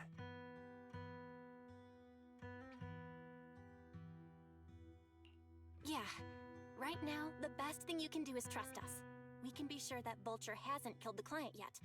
As long as we have that lead, there's still hope. We'll support you. Oh. No one can dismiss your determination or will. No matter how things turn out, we'll stand by your side and we'll face it together. Proxy, thank you. I feel better now. At the very least, I want to keep investigating. I'm not just going to stop here. With tensions easing, it's time to discuss the plan going forward. Just then, the phone rings. Sorry to disturb you at this hour. Did you go investigate that new hollow? How's it going? Why Shepard like this? Oh, never mind. The client just shared a new location with me on Knock Knock. What the? You're pretty eager, huh? Which hollow is it this time? No, it's not a hollow. If I'm reading this right, this location is Scott Outpost. Huh? Scott Outpost? Isn't that managed by the Defense Force and White Star Institute? Oh, what? What's Grim Vulture up to? It's Remembrance Day. Don't you recall what Aaron said before? They're holding an event right now, and the place will be open to the public. Oh, nah.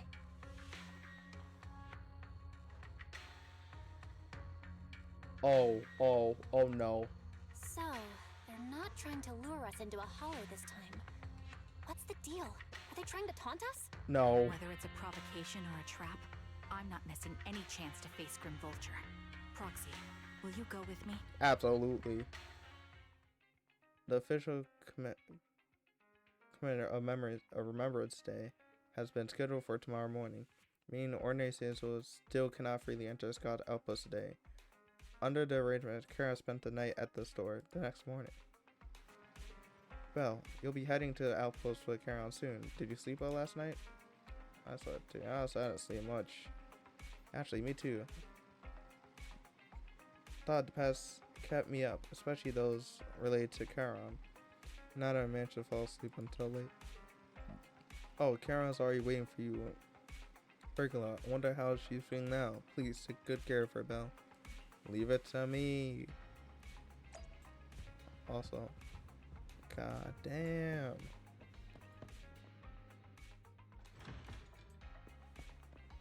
Why is it night? What the? Good morning, Proxy. It's night. Did you sleep well last night? Yes, I did. Sorry, Proxy, for losing my composure in the front of you yesterday. I think I've gotten my mood back on now.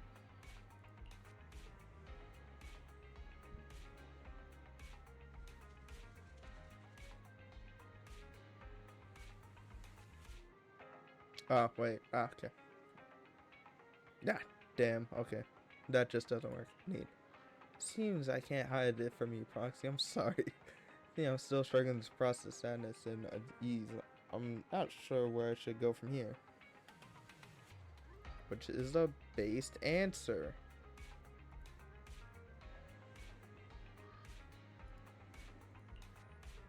You can attempt to unreal it.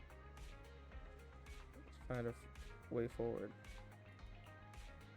Yeah, you're right. Instead of continuing to suffer, it's better to reach out and grasp all the hope we can find around us.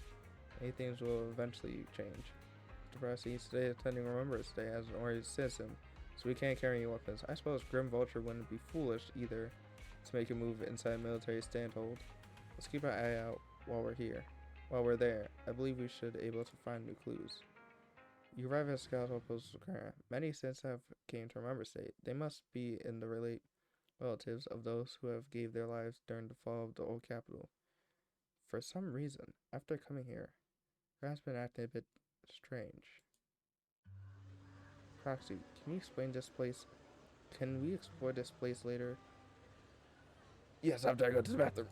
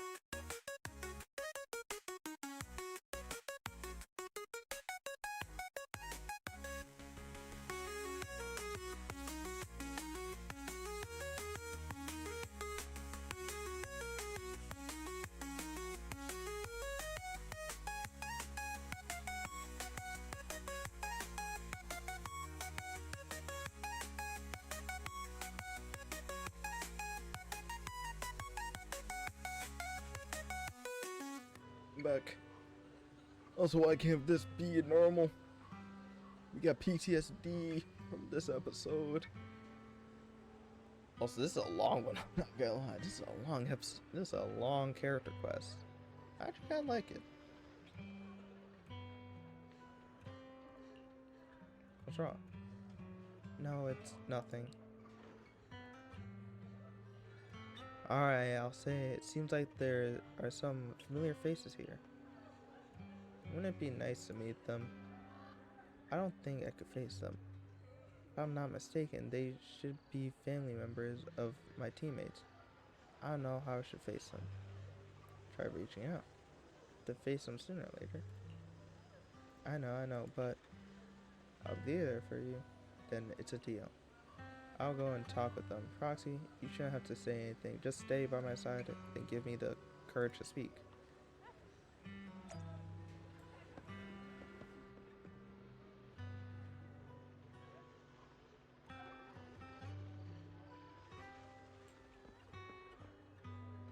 Oh, Widow. Oh, now I wanna hug them all.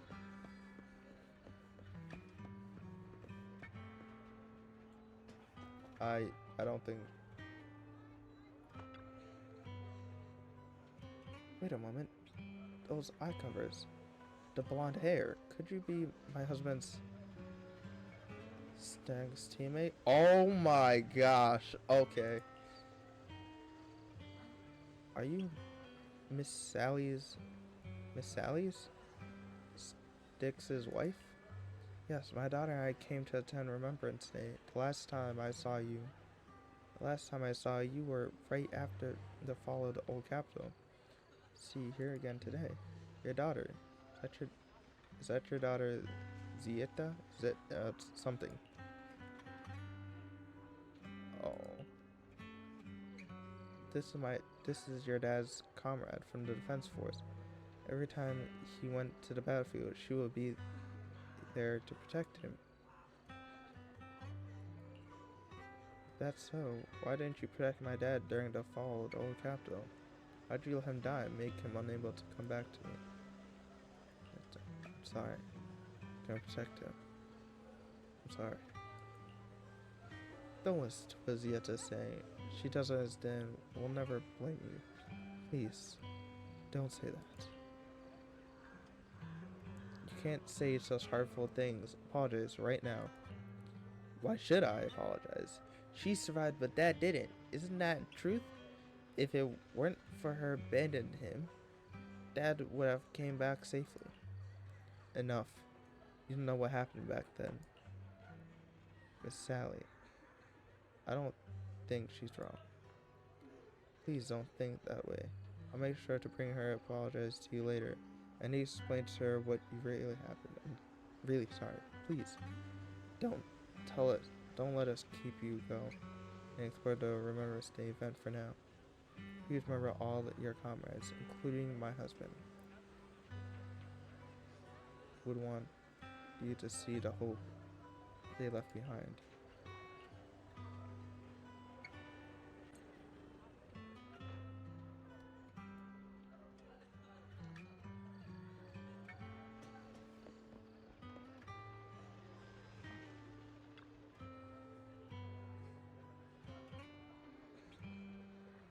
I ain't gonna cry. No. It ain't sad. My son. I could see him. Can you see me now? I'm doing well. My legs and feet are fine. I just miss you so much. Excuse me. Are you Mother Ethera? Oh, you are. Oh, I recognize you. I saw you once in the military camp. After the fall of the old capital, you're his teammate, one of the survivors.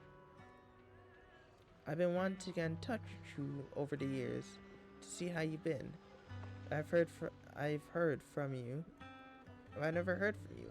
I didn't expect to meet you here on Remembrance Day. I guess this is fate.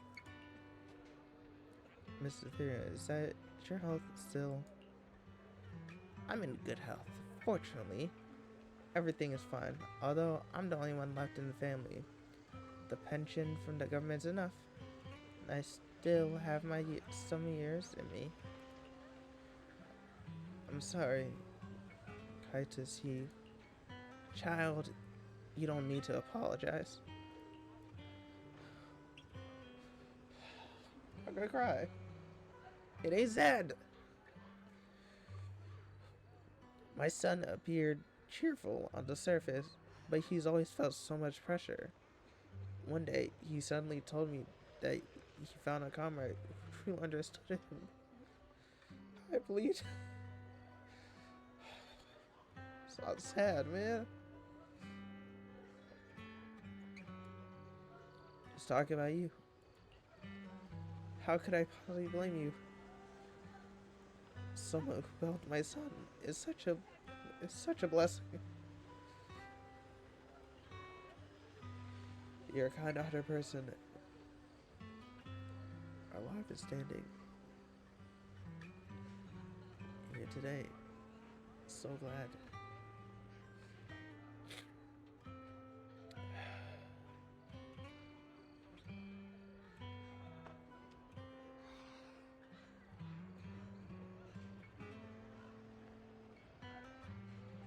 Cringe.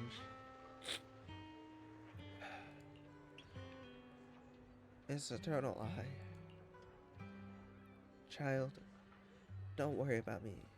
Since you're here for Remembrance Day, take your time to walk around. Look around. Hope you find something meaningful.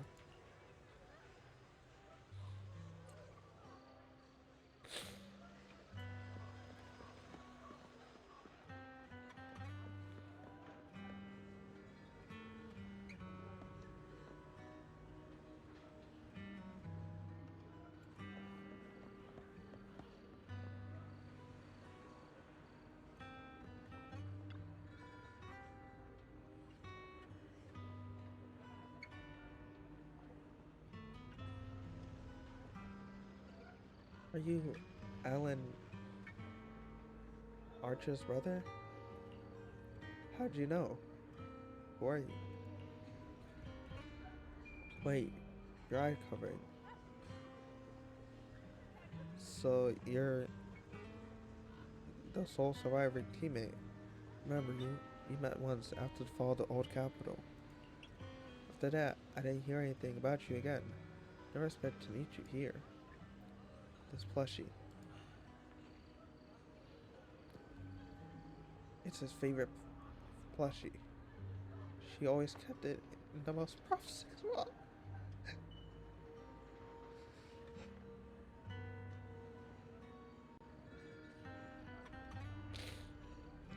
Her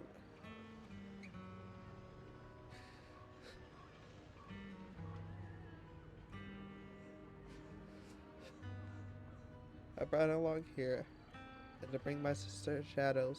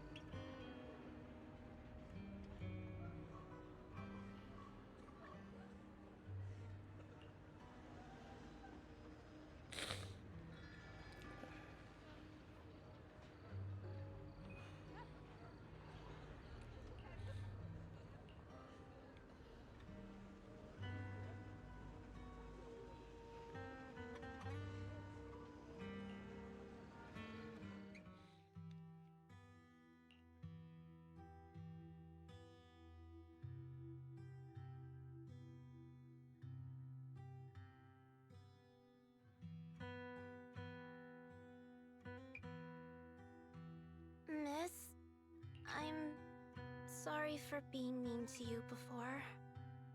Mom told me you were protecting Dad until the very last moment before you passed out. I shouldn't have said you left him to die. I'm really sorry. Zeta was really young when it happened, so she was too little to understand, and I haven't really talked about it. I hope she didn't upset you. No, she was right. If only I'd been strong enough to take down most of the ethereals, maybe they wouldn't have ended up in that situation. Oh, that's not fair. The old capital was falling. No single person's strength could ever be the deciding factor in the face of a disaster like that. In spite of it all, you survived. If they were still here, I'm sure they'd see that as something to celebrate. I've always known the truth. I failed to protect them. A weakling like me survived, and the rest of them disappeared without a trace. This isn't solace. It's the worst possible outcome. That's something I can't face. I've never had the courage to tell you I couldn't protect your loved ones. All I can do is wander New Eridu, hoping to find some trace of them. Even after all this time, I still haven't accomplished anything. I'm sorry. You really don't know us at all. This isn't the worst possible outcome by any means. Styx, my husband, and all his comrades who lost their lives, each one of them left behind their own legacy. Just look all around you. Everyone standing before you is a legacy they protected that is carried on to this day. After my husband passed away, Zeta and I received survivor benefits. And with all the odd jobs I've been doing, we've managed to get to where we are today. Styx always wanted our daughter to study art, and Zeta's interested in it too. Now, that dream has become a reality. She just got accepted into the art school in Janus Quarter. Mom and I have our tough days, but I often think of Dad's cheerful laughter, and that memory gives me the strength to keep pushing through. One day, it'll all pay off, just like it has now. Thank you for always being by my husband's side. even at the very end. Well, I suppose you must have heard about my condition from my son? Ethel, Cocytus used to tell me about you. He often took leave or skipped work to earn extra money by part-timing, or to care for you when you were sick in bed. Yes, that's true, but I bet he never told you my illness became so bad that I needed major surgery, and he worked his tail off to raise the money. Who would have thought he would pass before me? I used the benefits from his death for the surgery, and that's the only reason I'm here today. In a way, his passing allowed my life to continue. Every time I think about it, I feel like I need to keep my body healthy and live a few more years. The sights I see, I believe he can sense them from somewhere far away. When I was too weak to take care of him, it was you and your comrades who stayed by his side. Thank you for everything that you've done for him. As for me, well, I'm currently working as a fashion designer. A fashion designer? Is that because of Acheron? It is. I'm sure you remember how much she loved beautiful things. She was always into fashion, so I decided to become part of that world. That way, she can always be with me. I admit I had no idea how fun fashion design could be until I actually gave it a shot. I wish I'd figured that out sooner. We would have had so much more to talk about. Anyway, I'm planning to start my own fashion brand next year. She used to say that after retiring from the army, she wanted to pursue fashion design. I really want to carry on her dream. It feels like my life's purpose. You know, she used to talk about you when she came home for the holidays. How your rivalry pushed her to keep improving. So, thank you. I'm proud of my sister, and I'm proud of you, too. As you can see, all of us have made it to this day, carrying the will of those we loved. So please don't say they left nothing behind. They've always been a part of every pain and joy we've experienced over the years. Please remember, everything and everyone in New Eridu is only here today because you all risked your lives in battle. Thank you. Thank you, everyone. It's been wonderful to hear about how you're all doing and to listen to these words. I'm so glad I decided to come here on Remembrance Day. Speaking of which, I wasn't expecting to see any of you. What brings you here today? I could ask you the same thing, Ethel. Last time I asked, you said you weren't coming. I only came because I suddenly got a DM from Nathan. He said he really wanted me to be here. I'm here because of Nathan's message, too. He was pretty insistent, so I thought he'd be here. But I've been looking around for a while now. I still haven't seen him. So, it's the same for all of us. I responded to his message, but he never wrote back. Isn't that strange? Sorry, but who's this Nathan you're talking about? Nathan is Lethe's younger brother. Frankly, out of all of us, he's probably the one who wants to see you the most. He used to be part of the defense force himself, and... The day the old capital fell, his squad was responsible for supporting the forces that had already entered the Hollow, which included all of you. He's told us that story so many times. When they saw how bad things were in that Hollow, some of the reinforcements called off their plans and pulled back. He tried to stop them, but there was nothing he could do. He always blamed himself and wanted to find you to apologize. But the truth is, the reinforcements retreating was inevitable. Shortly after their retreat, headquarters issued the official order. We all lost someone in that disaster. And for a while, we resented the reinforcements for their decision. But over time, we came to understand it, and we eventually let it go. There was no avoiding casualties in that battle. In hindsight, it wasn't wrong for headquarters to prioritize saving their strength. May I ask what the name of Nathan's squad was when he was in the defense force? the Impera squad of the Obsidian Division. Is something wrong? Nothing. It's just... I think I might have stumbled upon the answer I was looking for.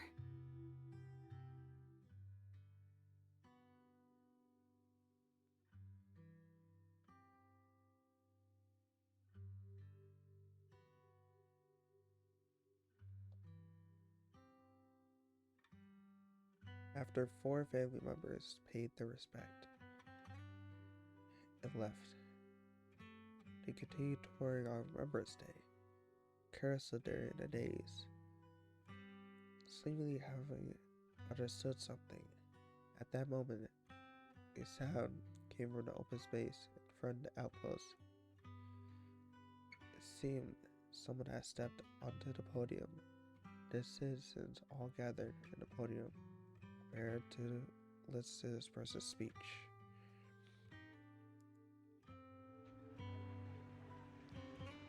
According to the schedule for Remembrance Day, it should be time for a representative of the retired Defense Force veterans to give a speech.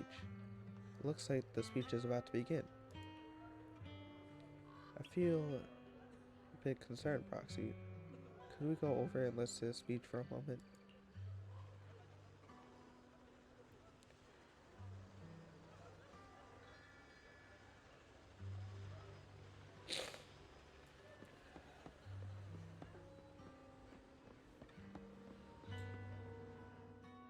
Is that Zoe on the podium? Is she here to speak for the soldiers? That seems fitting. She's got medals after all. But I don't see Jesse or Aaron anywhere. Didn't they come? Everyone please, quiet down. Zoe, of Nemesis Squad, a representative of the veterans, will now deliver the Remembrance Day speech. Hello, everyone. I'm honored to stand here and speak on behalf of all of the soldiers of the Defense Force. Today, we gather to commemorate Remembrance Day, a day born from the tragedy of the old capital's fall. Many of us lost relatives or friends in the disaster, and I am no exception. Every member of my squad perished in that battle, leaving me as the only survivor. Losing the friends you cherish to the hollow is a pain that never fades. It's a sorrow that will stay with us, now and forever. However, to the families of the fallen soldiers, hold your heads high with pride for your loved ones who gave their lives. They fought to the very last moment when the old capital fell. Death isn't the end, nor dishonor. It is their eternal medal. They gave their lives facing an unstoppable disaster, exchanging their sacrifice for the world we have today. In doing so, they fulfilled their duties as soldiers to perfection. Without the blood they spilled, Eridu would not have endured, and new Eridu would never have risen from the ashes. In honor of the wishes of the departed, look ahead, people of New Eridu. Our thoughts and remembrance of those who passed will be carried in every flicker of candlelight and in every bouquet of flowers. Zoe's speech is met with a wave of prolonged applause, yet, amidst the clapping, she drops her head. Her expression darkened. She stays silent, waiting for the applause to fade, before lifting her head, lifting her gaze, and scanning the crowd. Her eyes pause briefly on Charon, carrying a chilling aura. No. Damn, okay. My speech was meant to end here, but since you all seem quite engaged, please allow me to share a little more. The reason you all agree with what I've said is because it offers a way to step away from the pain. That's what the living do. They seek ways to ease the weight of others' deaths, so they can find a way to start over. This is the new Eridu of today. A huge disaster consumed the old capital, And the people who survived it keep saying things like, treasure the moment and start fresh to numb themselves, hoping to forget the nightmare.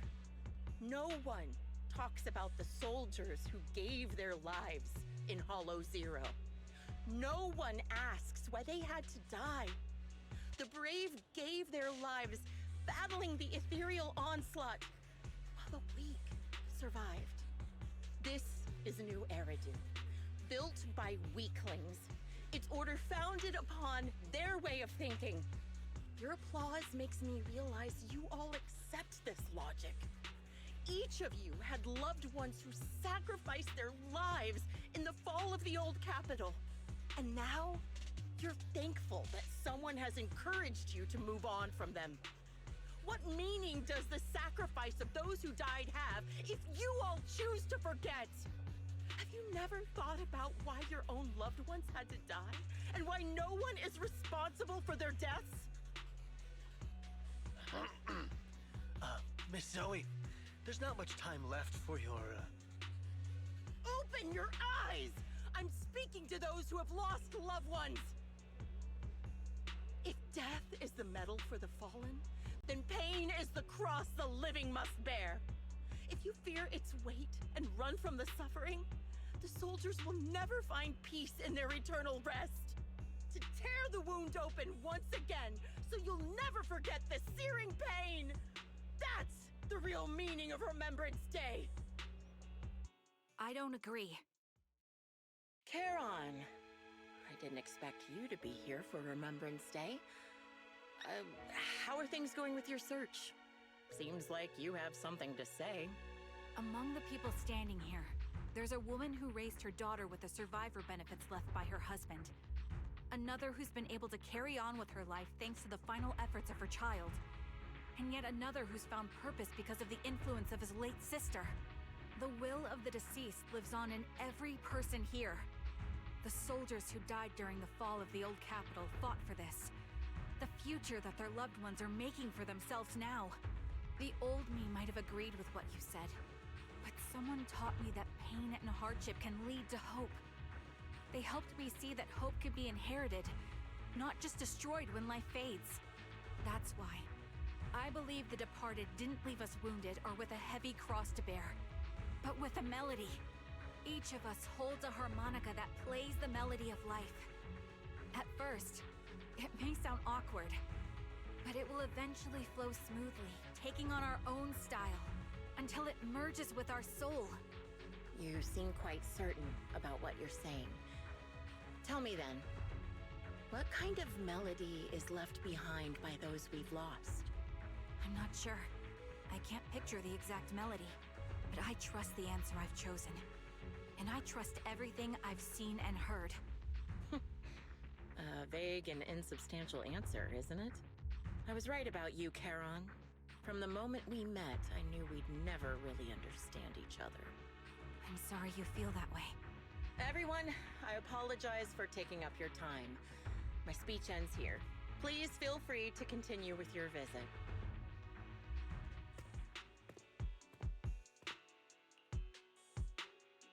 So he ends this venue and exits the venue without sparing a single glance back, leaving the audience and the defense force in a state of confusion. Karen looks thoughtfully in the direction she disappears in. What do you think, Proxy? Something was definitely off about her just now. And the things she said? I'm starting to get a really bad feeling about this. Really, though? You mean about her real identity, right? Looks like we're on the same page. Shielded by her identity as a decorated soldier, she seemed pretty confident that we wouldn't confront her directly on military ground, like at the outpost. She arrived so brazenly and left without a care. If I'm right about this, she'll be trying to contact us again in no time. Again, Shepard appears on the screen as you answer the phone. He seemed panicked and anxious to speak, but the moment he sees that you're on the scaffold, he shows back the words and clears his throat. Looks like you're a little busy It's short. The client just sent me a location via Knock Knock, along with a picture of several unconscious, tied-up individuals. I'll send you the location shortly. It should be an entrance to the Hollow in Port Elpis. At this stage, I don't have any further requests.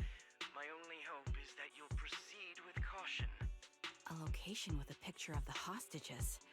Looks like Grim Vulture is losing patience and wants to put an end to all this. Charon, what's your plan? With everything that's happened, no matter what you choose, I'll stay by your side till the very end. Karen doesn't answer right away. Instead, she takes out her harmonica and looks down at it. She's trying to decide. In the end, she tucks her harmonica away. I've made up my mind. Proxy, please accept my official commission.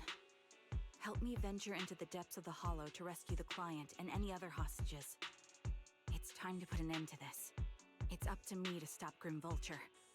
Stop her from crushing everything in front of her with that heavy cross. You leave the Remembrance Day event with Charon and return to the video store. She cleans her firearm multiple times and keeps adjusting her breath. The showdown is about to begin. Proxy, thank you for your company me this far. The oncoming battle. Grim Vulture and Ray set up a stage filled with traps. You may need what I thought. To be honest, it's already a full visible plan. Snipe she could in the timing and trajectory of each targeting an event. The battery pre-prepared by such a formidable enemy alone. It's foreseeable that she will continuously occupy slight position, targeting us while we are still.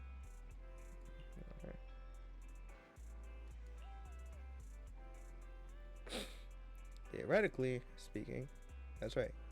Cypher's duel, the one who fails to secure the best vantage point or expose their position is always a loser, but I believe there's still a chance. In a previous fight, I could sense the pride in Cypher. I'm sure where that comes from, but that pride is definitely something we could turn against her. She would never accept the idea of me surpassing her in sniping skills. If I could outmatch her as a critical moment, she will lose her composure. That'll be the only instance she exposes a weakness. I chose. Grim Vulture may indeed beat us, superior sniper, but I will surpass her and make this. To win this battle despite the overwhelming disadvantage, please entrust your back to me. I need you at my.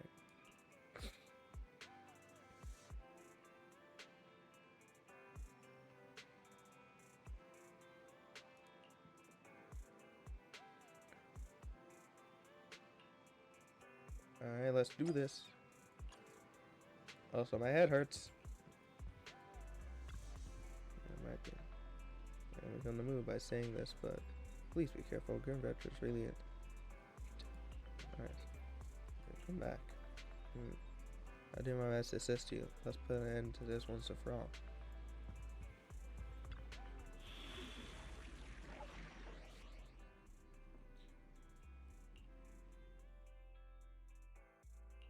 Ready and waiting. I feel like this is fitting. Officer 148, Juyuan, ready. I Number feel like this 0, is fitting too. I'm fine with it.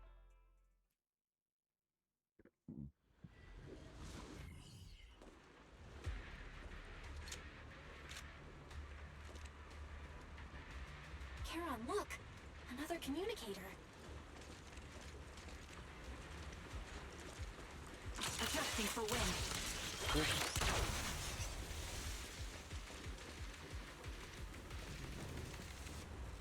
It has to be up there.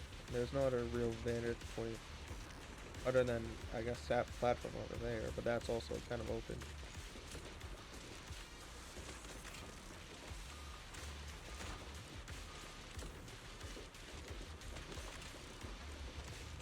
Alright, I'll probably get to it later.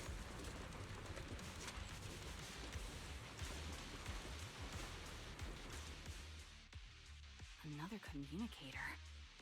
It's a bad habit for a sniper to be so talkative. Oh, really?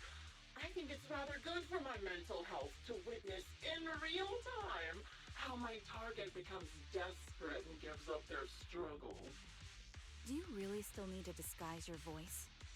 I thought you didn't want to hide anymore, Zoe. Yeah, no doubt. You're right. Seems there's no need for secrecy anymore. I, Zoe, the sniper known as Grim Vulture of Nemesis Squad, send you my regards. Zoe. No. Grim Vulture. You, like me, were one of the advanced troops deployed to suppress Hollow Zero right after the fall of the old capital, right? Noct, Cartess, and Impera Squad. So far, all the victims have been members of these squads. They were initially supposed to enter the Hollow to reinforce the advanced troops. Nemesis, your squad lacking reinforcements, lost everyone except you in the fall of the old capital. You blamed their deaths on the absence of reinforcements and sought revenge on them. That's my conclusion. Just like me. The fall of the old capital left you entirely alone. A sniper, the sole survivor, a mere pawn abandoned by the military. Don't you think we're very much alike? The Impera squad member, Nathan, the one you're searching for, he pleaded with me to let him go when I was about to kill him, saying he had to see you no matter what. That's how you caught my attention. I let him live to get all sorts of information on you. I was so curious about you that I even set a trap, disguising myself as a victim to get closer to you. It turned out we share the same story. We even got the same PTSD symptoms. After all these years, we still see images of our teammates before they die. It's impossible to erase them from our minds. It's just, you use ridiculous fantasies to numb yourself, chasing after illusions of your squad mates. While I can't afford to be as naive as you. One night, when I was overwhelmed with the unbearable images of my comrades' deaths, vomiting and crying, I finally realized the meaning behind their appearance before me. They were pleading with me, pleading for vengeance against those who abandoned us, begging me to destroy the repulsive, hypocritical new order of New Eridu. So, I carried on their will. I began kidnapping targets and sniping them in the Hollow, watching as they became corrupted and died in despair. Do you really think this is what they'd want? What else? Would they want me to be like you, playing at a game of finding my missing squad mates, accepting their deaths when I'm done playing, and then forgiving the very enemy who killed them? What a noble and virtuous gesture! Forgive on behalf of fallen comrades, coexist with New Eridu's order, and live peacefully among cowards. It's precisely because you and I are so similar that this hypocritical and cruel attitude makes it even harder for me to forgive you. After our first conversation, I was certain I must end your life myself to prove I'm right. That's exactly what I wanted to say to you, too. Because we've suffered the same hardships, I can't accept the path of destruction you've chosen. Jesse, Aaron, Nathan, the client I've been searching for, and any other targets of revenge you've set your sights on. They all feel regret and struggle over the choices they made back then. But you can't see any of that. You didn't target the higher-ups who misjudged the situation, the dangerous ethereals who killed your comrades, or the ones responsible for the fall of the old capital. Instead, you went after the easiest targets. Grim Vulture, as a sniper of the Eridu Defense Force, you have failed in your duty. To preserve the will and hope left by my comrades, I'm going to put an end to your actions right here. That suits me just fine. A sniper should let the gun do the talking. Make it to the deepest part of the Hollow alive, and I'll meet you with nothing but raw malice. Let's do this.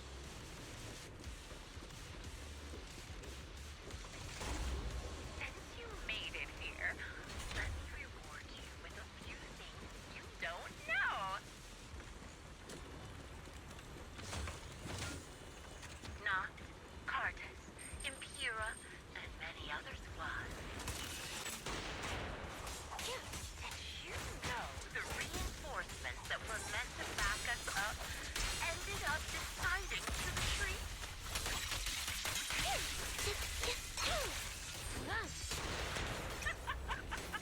Relying on a show of hands to vote, isn't that ridiculous? He's being cringe. Jesse and Aaron, do you have them too? Or are they already?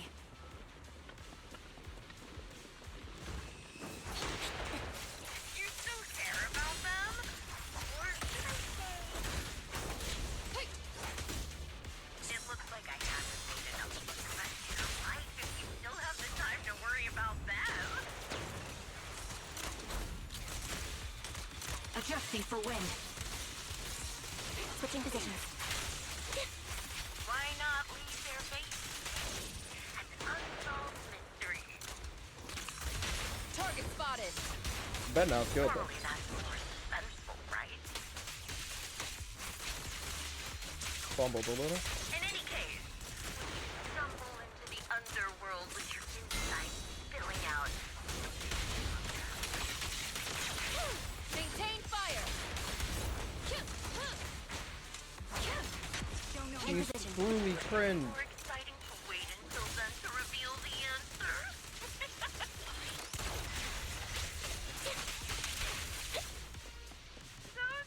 The wind and rain are picking up. This extreme weather is perfect for sending you to your grave. No one will hear your screams and cries as you die. Reed, one shot, one kill.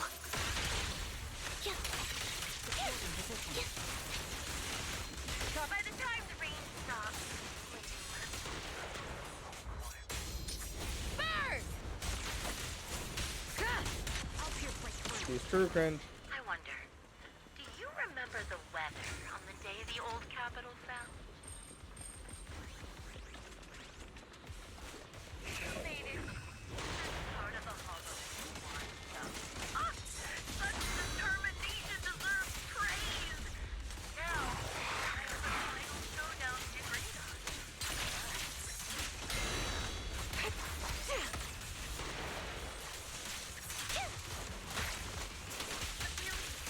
Only way to put it. What sniper would ever confront their enemy head on? This is your requiem. I prepared a little gift for you.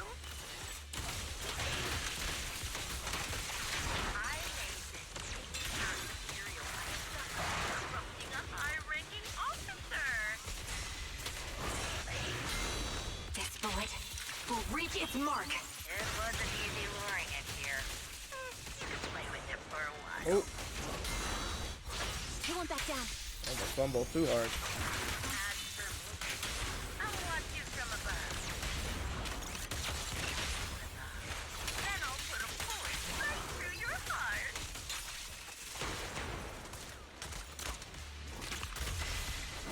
Flames. That's not how it works, though. Obey me.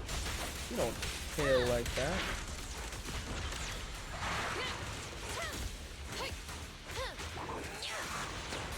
Nope. You're in my sight. Oh, damn. Oh, damn. Show no mercy. There's so much happening. The Oh, melody of combat. nope. Adjusting for wind.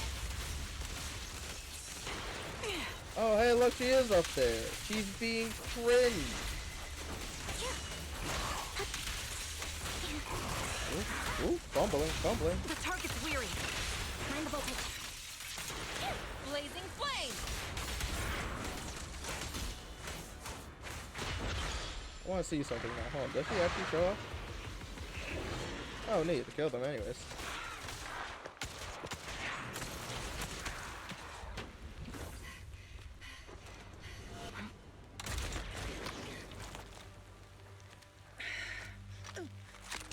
The real failure as a sniper is the one who's been forced into a corner, like you!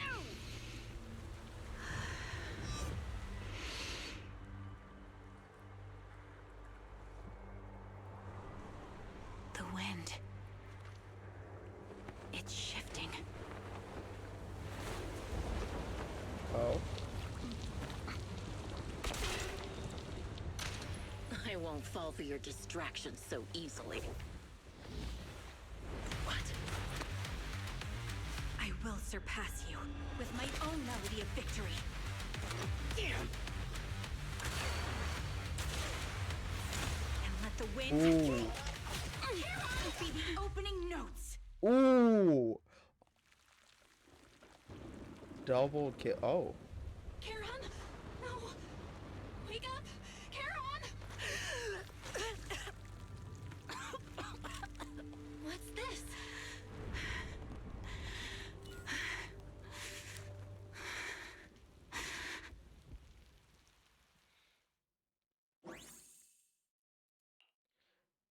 After the gunshot, the hollow falls silent once more, leaving only the countless bitter raindrops, attempting over and over to wash away the scent of blood that oozes from the wounds of the defeated, only to fail time and time again. The loser pays no attention to her mortal wounds, only staring at the distant horizon, as though salvation might be waiting there. Sometime later, the victor has climbed the steel, stand in front of her. They share their last words while the defeated still has energy to converse. Just you? Where's your friend, the proxy? The proxy went to rescue the hostages. I want to speak with you alone. A sniper should always monitor the changes to their surroundings, factoring the environment into their tactics. Being blinded by the intent to kill and failing to take this into account was your downfall. Didn't expect to be lectured by a youngster. What a disgrace. When my view was blocked, I realized you'd used the visual blind spot to reposition. So I adjusted my aim accordingly. But I still couldn't hit you. Your prediction and accuracy were spot on. I was just saved once again by this. By both this harmonica and by my former comrades. Are you trying to say that this is destiny? That it's the will of my companions guarding me? I lost to the wave of ethereals, to the military's betrayal. And now I lose to your reckless actions, driven by some ridiculous fantasy.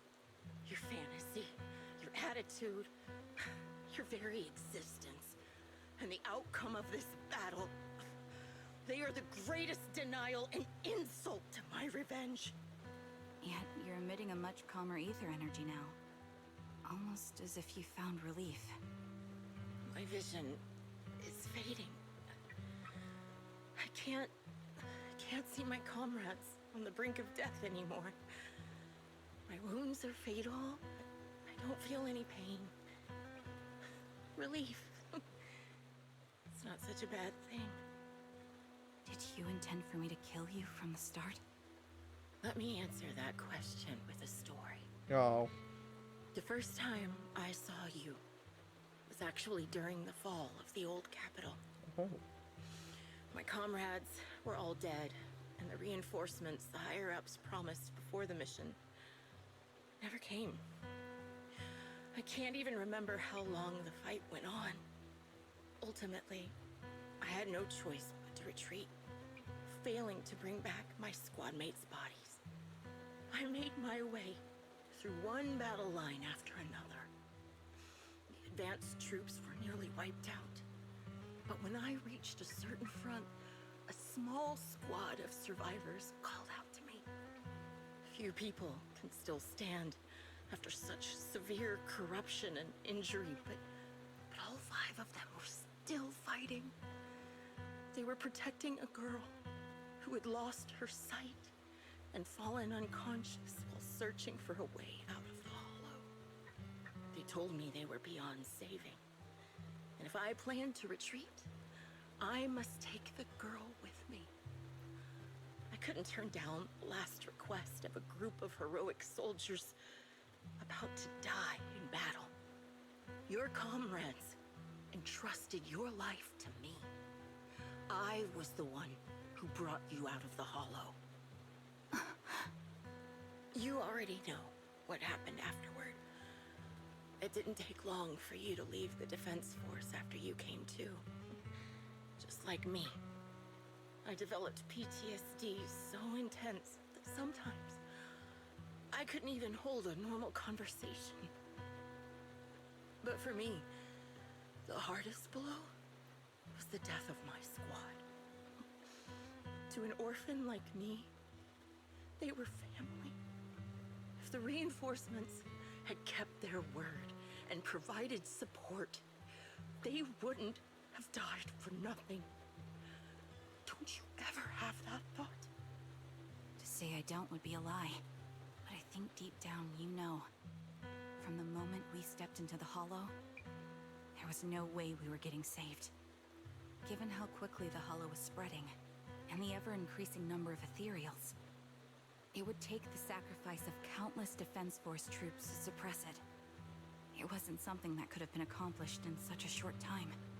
The reinforcements would have only been a drop in the bucket. More sacrifices without results. Canceling the reinforcements, sending the advanced troops to rescue as many civilians as possible to minimize casualties. I think most commanders would have made the same decision. Objective and cold logic. I understand it, of course. But when you see members of the reinforcements living happy lives years later, can you still keep your composure? I couldn't. Even if the chance was minuscule, I wanted my squad mates to survive. But they turned that chance to 0, and still have the nerve to embrace a peaceful future. I can't help but resent them. By the time I realized what I'd done, I had already taken several lives. Nathan. When I tied him up and was about to kill him, he begged me to spare him, saying he had something to give you, no matter what. That was when you re-entered my line of sight. I think I've said this before. We're very similar, yet we have completely opposite beliefs. After meeting you, I became even more certain. In the face of suffering, I chose destruction, while you were destined to choose to protect. But you're still entangled in your obsession with your squad mates. If this continues, you'll eventually sink into a void of despair. Your hope is like a bubble, ready to burst at any moment. The version of you I want to kill is the complete one, who can firmly reject my answer. If you haven't found your answer yet, then I'll be the one to push you forward. I kill you, or you end me. Either way works. But after seeing your growth, maybe I'd prefer you to step over my body. That's the final answer. Why? Emptiness and doubt. No matter how many targets of my revenge I took down, nothing changed. Aiming my gun at former comrades, drowning in hate and rage, all it left was a hollow emptiness. But you're different. You've gained unconditional trust from the proxy. You have the courage to fight through my trap. And eventually, you'll have a melody that's uniquely yours. My belief has faltered. I finally remember my squad mates were fools just like you. You're right. They would never want me to become this way. I talk about carrying their cross. But in truth, I never carried their will. So be it. Take the hostage and go. A villain stained with the blood of others deserves nothing but a miserable end. I'm looking forward to how long you'll be able to protect those in front of your eyes.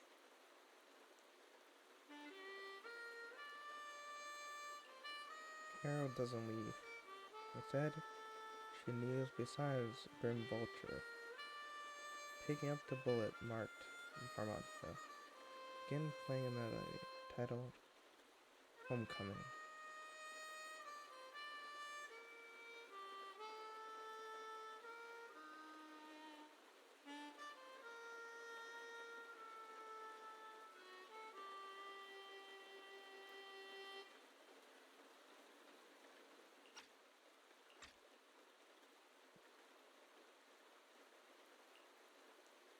The melody briefly takes over the roaring, downpouring, reaching the ears of Grim Vulture as she lies bleeding out, barely clinging to life.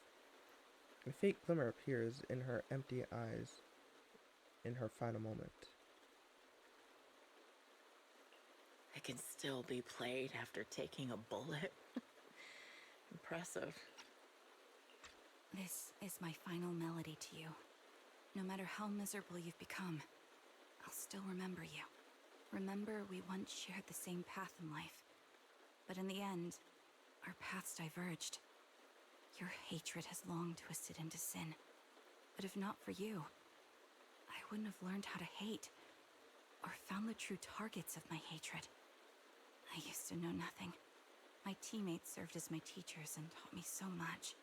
And I think you must be my final teacher. You taught me, in the most intense way, what hatred truly means. Really? So you found someone you want revenge against, too. That's good.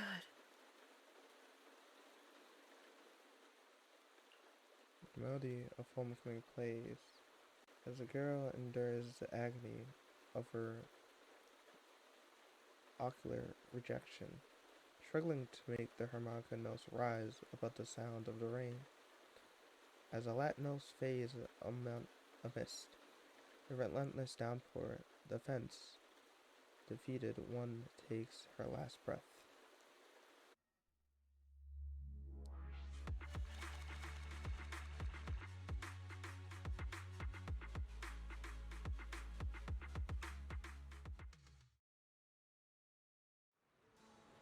You rescue the kidnapped people, leaving the Hollow, anonymously reporting things to PubSec, and update the Shepherd on the situation. The series of tasks that need to be done after such an intense battle leaves you dizzy. After requesting to meet the client with Shepherd, you receive his message, calling you to Port Elpis. Roxy, you arrived at Port Elpis. According to Shepherd, he, the client, and rescue Jesse and Aaron should all be here. Ooh, that's good. Let's go talk to them.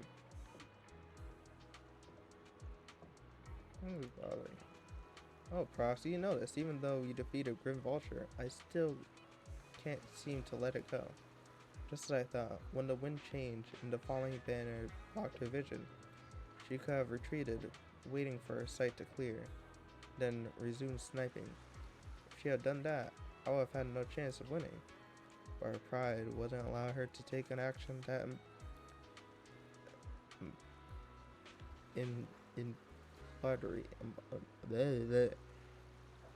admitting her tactics were inferior, she still chose to engage in a shootout with me despite the blind spot. Does that just prove your strategy was successful?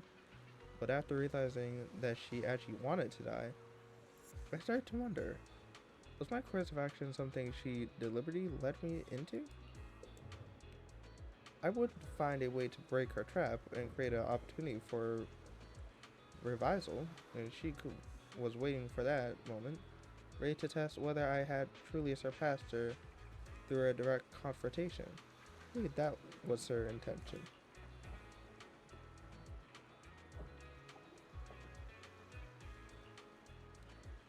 Proxy, you told me that Grim Vulture once appeared here at the port, standing by a trash can at the wooden pier, gazing out at the sea.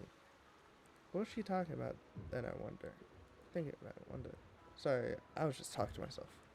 Let's get going to the client together. He's still alive and hasn't become another Grim Vulture victim. I suppose that's the best news we could have. Although I actually understand that the client's true identity is not my teammate, it may not bring hope I've longed for. Still want to face him. Let's go.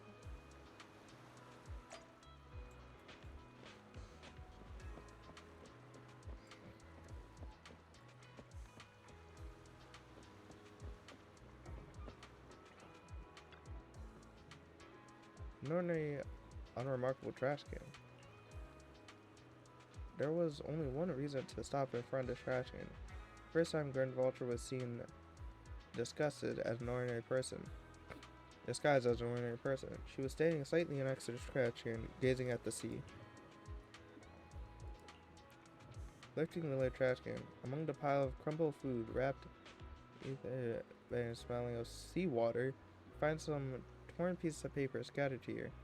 There was easy to identify them as pages from a notebook that had been deliberately torn apart. Seems that Grim Vulture discarded in here wasn't just ether batteries. You quickly sort piece out of the torn paper. Now the contents are fully readable. It seems to be a diary.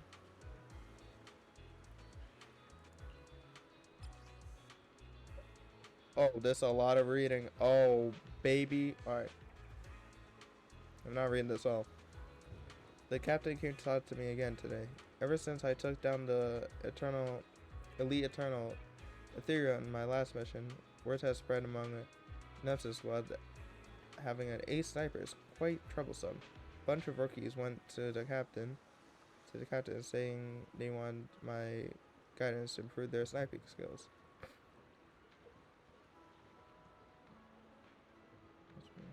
Be a sniper.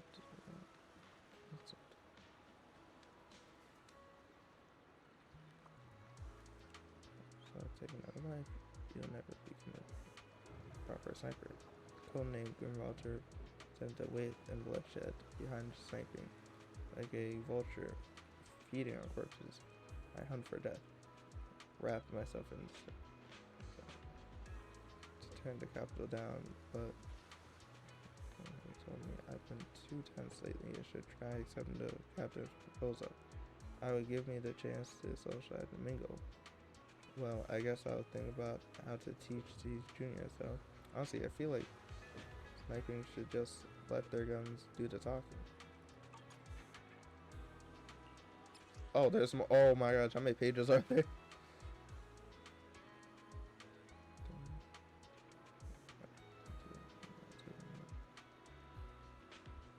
This is longer. Okay.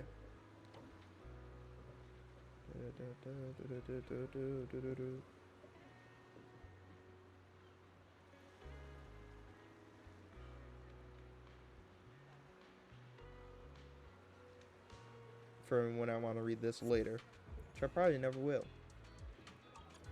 There's a... How many pages are there? Hold up.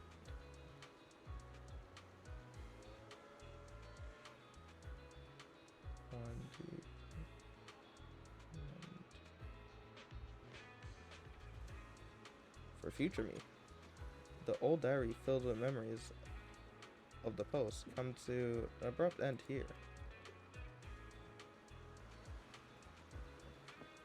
I'm gonna read that later because that's a lot. That's a lot. I don't think I have time for that.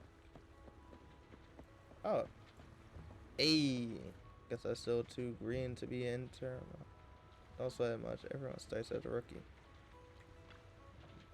Shepard and Jesse seem to be exchanging tips about working at intelligence trade. When he notices you want to talk to Jesse, Shepard cuts the conversation short and moves Spot a bit further away. Ah, we meet again. How should I put it? You saved my life again. I really don't know how to thank you enough. Okay. Physically, I wasn't hurt much, but my mood is complicated. Being kidnapped by the same person twice, maybe my intelligence isn't really suited for an information broker. I'm already considering a career change. Looking back now, someone who truly wants to kill me then and there would have deliberately knocked me out again and left me to the resource by now. But at that time, I was just relieved to have survived and never have suspected Zoe. When she suddenly showed up at my door, claiming to have important information, I was completely unprepared. That's how I ended up being tied up in the hollow for a second time. What next? She no longer hid and played the hunting game with me, but instead stood directly in front of me, pointing her gun at me, and revealed the true reason why she wanted to kill me. The events of the fall of the old capital are something I really didn't want to remember. I know I'm a coward. At the most crucial moment, I chose to retreat along with the rest of my troop. But if I have seen that rapidly expanding Hollow Zero in person, I would have been terrified too. The moment you stepped aside, death was certain. Every soldier present knew that. My actions during that fall of the old capital are a stain on my career in the defense force. When I learned Zoe's true identity, I thought that being killed by her would be nothing less than what I deserved. Yeah, no matter how resigned I was, when I was about to be killed, I was still terrified. So I desperately begged for her mercy. But she didn't pull the trigger. I mustered courage to meet her gaze, only to find her eyes empty, look at me as if she was if I were an insect. She raised her gun, emptied the bullet into the ceiling, and walked away. It's meaningless. Those were the last words she said to me. Tell me, back then, outside Hollow Zero, when we judged that our current forces couldn't stop the disaster, chose to retreat, do you really make the right choice?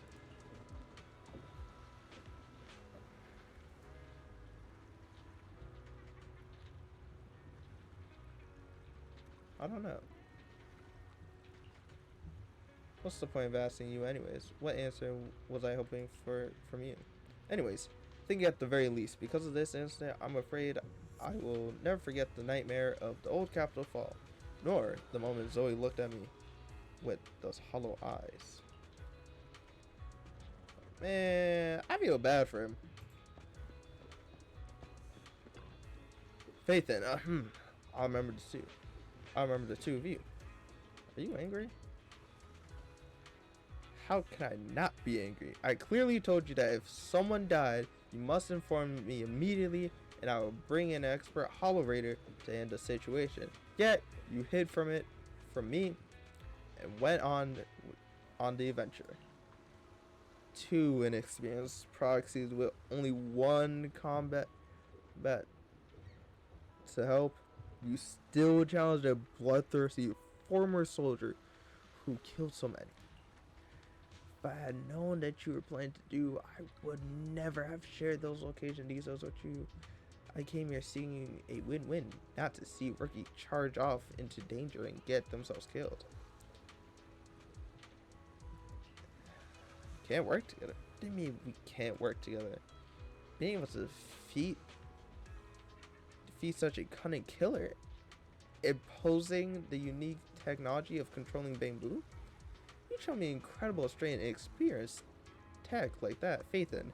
How can I ever regard other proxies the same way after witnessing what you can do? From now on, I, Shepard, will handle your commissions. I'm betting on you. I already foresee the day you'll regain supreme on internet. Wow, thanks. It's me who should be thanking you. No matter how famous information brokers get, their influence is limited. But if one day Phaethon becomes a legendary proxy, Shepard will also become renowned on internet.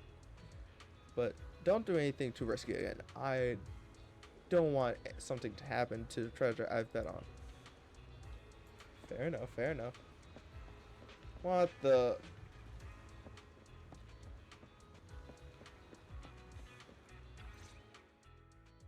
So you're the sniper from Liar Squad. It's nice to finally meet you. Oh. And you must be the one who's been searching for me. Nathan, the younger brother of Lethe. It's good to see you safe and sound. That's right. I'm sorry for causing all this trouble. I nearly cost you your life, becoming a target of a victim from the fall of the old capital. Maybe that's what I get not helping my brother and the rest of the defense force back then. When the reinforcements decided to retreat, I spoke out against it.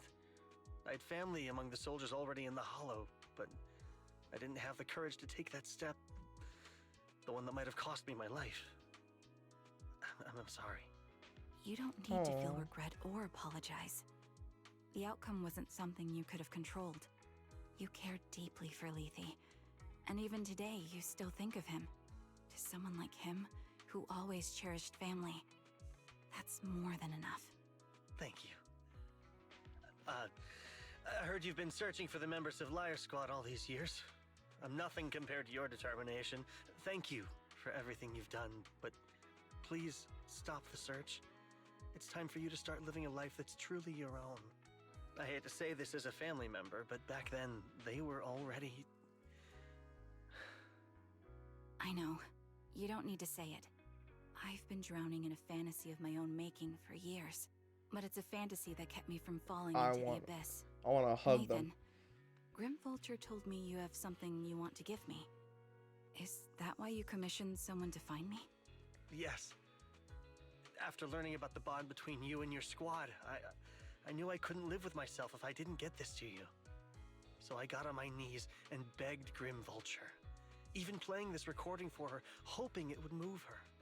Regardless of how things unfolded, what matters is that it wasn't destroyed, and I'm here, alive, to hand it to you. Nathan rummages through the jacket pocket and takes out a slightly worn tape.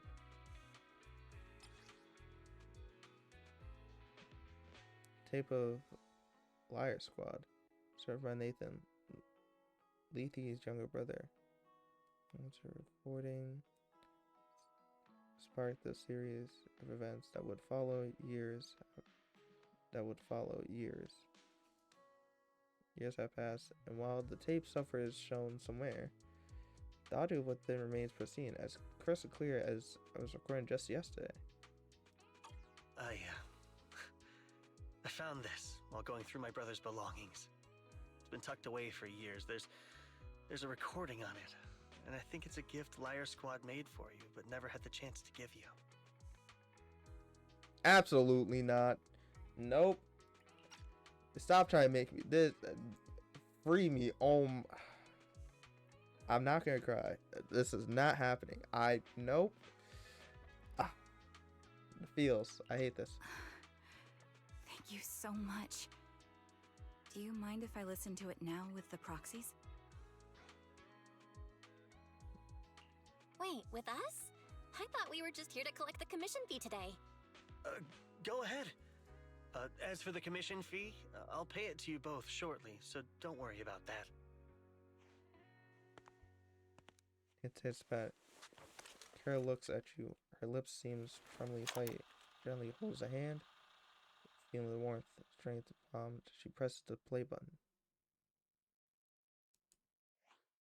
Hey, hello? Alright, it's a recording. This is a message from Liar Squad for our little sniper. Nope. Everyone ready? I'll count down. 3, 2, 1. Congratulations on your 1000th day with Liar Squad! Oh. Hey, you guys are totally out of sync. Captain, can we redo this? The anniversary gift has to be perfect. That's our assault specialist, Acheron. She has a strong sense of aesthetics, prioritizing beauty in both combat and her daily life. She taught me a lot about makeup and fashion. Oh, she won't care if we're a little off. Forget the re-record. Let's just get it done and order the cake. We don't want him to sell out. That's our medic, Kakaitis. He's usually lazy and a bit of a smooth talker, but he's actually very capable and kind. He taught me a lot about unconventional negotiation tactics and ways of handling things. You two, stop arguing during the recording. I've already ordered the cake. If you keep rambling, we really will have to re-record this. Cut the chatter already. And that's Styx, a reliable artillery specialist. He's the oldest in the squad. He loves sharing photos of his daughter and reminiscing about how he wooed his wife. The way he won her over inspired me a lot. All right, let's all calm down. Wouldn't want to get on the captain's bad side. Captain, would you like to go first? We can edit or re-record whatever we need to. That's our scout and engineer, Lethe. He's a bit self-conscious because of how his younger brother excels, and he's somewhat introverted. But he's actually very capable. He taught me sharp observation skills, calm execution under pressure, and how to make use of the environment. Okay, thank you all for settling down before I completely lost my cool. It's fine. No need to cut anything or re-record. Let's just keep it as it is. Loud and messy, just like our Liar Squad. That's our captain, who took me in and taught me how to play the harmonica, and the real Charon. I'll make sure to explain properly to you later, Proxy. As you've heard, this recording is a little gift from the five of us. How time flies. When I brought you into the squad about 2.5 years ago, you were just a shy kid who blushed whenever you talked to someone. Over these 1,000 days, you've really worked hard to keep pace with our fighting rhythm. You've done incredibly well. In the last mission, your successful sniper kill of that high-risk ethereal really helped Acheron a lot. I hate to say it, but yeah, I went too far in last time. Thanks for getting me out of that mess. Just this once, I'll admit, your moves were more elegant in that fight. Not just that fight. Ever since you became a quicker shot and learned to adjust for wind speeds on the fly, we've been taking fewer and fewer hits. Makes my job way easier. So, cheers. You often worry about not doing enough. But in these 2.5 years, you've absorbed everything I know about stealth, reconnaissance, and tactical countermeasures. Trust me, you'll become an incredibly skilled sniper. Having you covering us from the rear makes every fight feel safer. But you still have a lot to learn about socializing and romance. When peace finally comes to Eridu, leave us and live your own life. Where did that come from? She's not leaving us. Even if she retires, she'll move into my house and I'll spoil her with loads of beautiful clothes. We can talk about living alone in 10 or 20 years. Sorry, I got carried away. Anyway, you're talented and hardworking. Over these 1,000 days, you've opened your heart to us and even encouraged us in return. Having you as a comrade is a blessing for all 5 of us. But I have to say one thing. You're always so sensitive and kind. Every time you see us get hurt, you look like you're about to break. Has our squad motto, having each other's backs, become too much of a burden for you? I get how you feel. When your squad mates trust you with their backs, your first instinct is to protect them, right? But that's not the way it should be. No one can shoulder everything alone. Don't try to carry everything on your own. Choosing to fight on the battlefield is my resolve. Feel it. Share yours with me. And when it's your turn to watch my back, I'll give my all to honor it too. As long as you fight with all your strength, there's no such thing as failing to protect something, because your will and our will is preserved and carried on in other ways. But don't let that weigh on you. Try to trust in us, just like we trust in you, no matter what. I've struggled with that kind of thinking myself, but I eventually made my way through it. All this talk of camaraderie, of keeping each other safe, it's like a harmonica melody scoring our time together. Even when things change, our tune will go on, and that's enough. Exactly.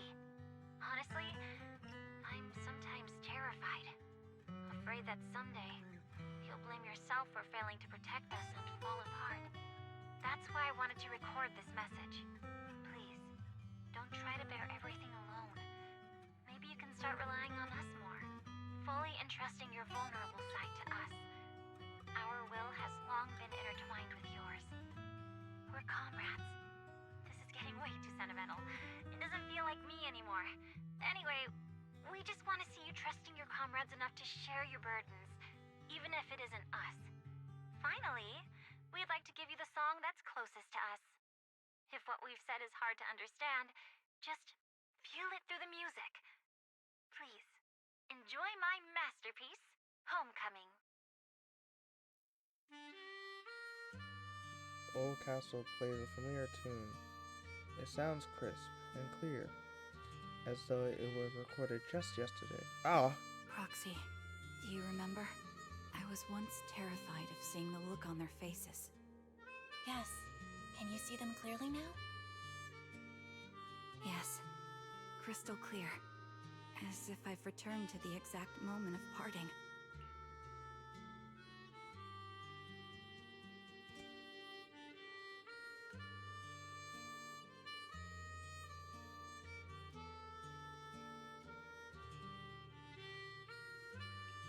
So this is our last glance.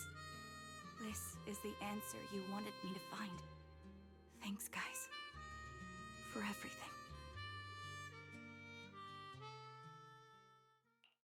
After meeting Nathan, you spend a long time with Charon at Port Elpis, letting the sea, letting the breeze wash over you. You don't say a word because you both know it will soon be time to part ways.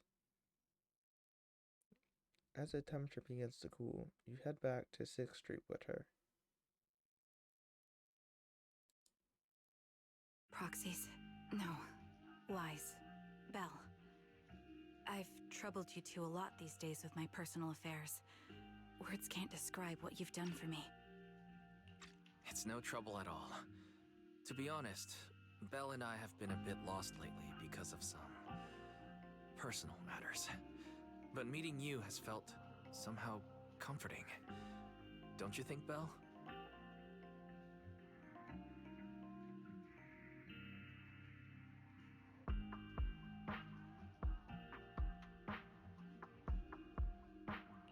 Exactly. We got something out of the experiences we shared. At the very least, it's brought us clarity. I guess our wills have always been aligned, haven't they? Yeah. When I was trapped in self-doubt, unable to get out, I'm glad you were there with me. You're right. We've already entrusted our backs to each other as comrades. And because of that, because we are comrades, please, hear me out. Maybe you've already noticed. I'm sorry, but I've been keeping something from you. Charon isn't actually my code name. As I mentioned before, Charon was my captain's code name.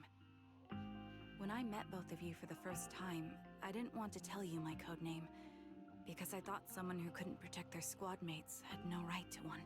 So I lied. Captain Charon was an orphan like me, with no family to mourn her. I've been using her code name because I may be the last person in the world who still remembers her. But I understand now. If I want to keep moving forward, I can't keep hiding behind a lie. My true code name is... Oh. You don't have to tell me right now. At the harbor, Nathan spoke to you privately. Was he offering you a chance to return to the Defense Force? Yes. He said he still has a friend in the Defense Force who's currently forming a new squad. And if my goals align with theirs, I could consider joining them. So, what's your decision? Where will you go next? After everything that's happened, I think I do share the same goal as that friend of his and the new squad they're building. So I'll head back to the new Eridu Defense Force and keep chasing my new goal with a new team. Your new goal? Are you going to look further into the fall of the old capital? Yes. My encounter with Grim Vulture has made me realize this should be the true form of my vengeance. I'll uncover the real culprits behind the old capital's fall and make them pay for their crimes. If the ferryman who leads me to the truth demands a price, I'm willing to wager my life. I have a gut feeling the masterminds will reveal themselves again soon. To protect the city my comrades cherished and sacrificed their lives for, I won't allow such a tragedy to happen again. By letting the will to protect guide my hatred, I now have a clear aim toward the truth.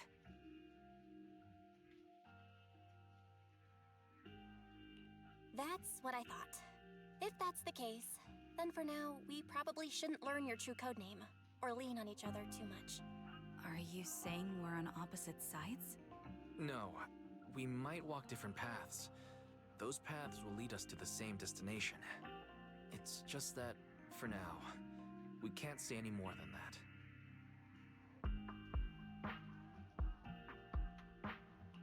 To be honest, after facing an enemy as ruthless as Grim Vulture, we're reminded of our own powerlessness. Watching you fight back, almost losing your life to a bullet, that feeling. We're nowhere near strong enough to protect you, and we're not strong enough to open up about our pasts either. Sorry. Last second thought of hesitation, Carol takes hold of each of your arms, brings them together at her chest. If this is your slightly selfish principle, I'll respect it. You were once my proxies, and I'll keep this memory locked away as something I cherish. If, as you say, our destination is the same, then we should continue on our separate paths, striving to grow stronger.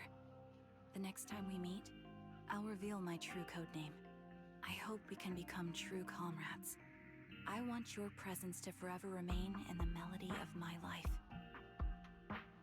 Yeah. Yes, it's a promise. We'll meet again, Charon.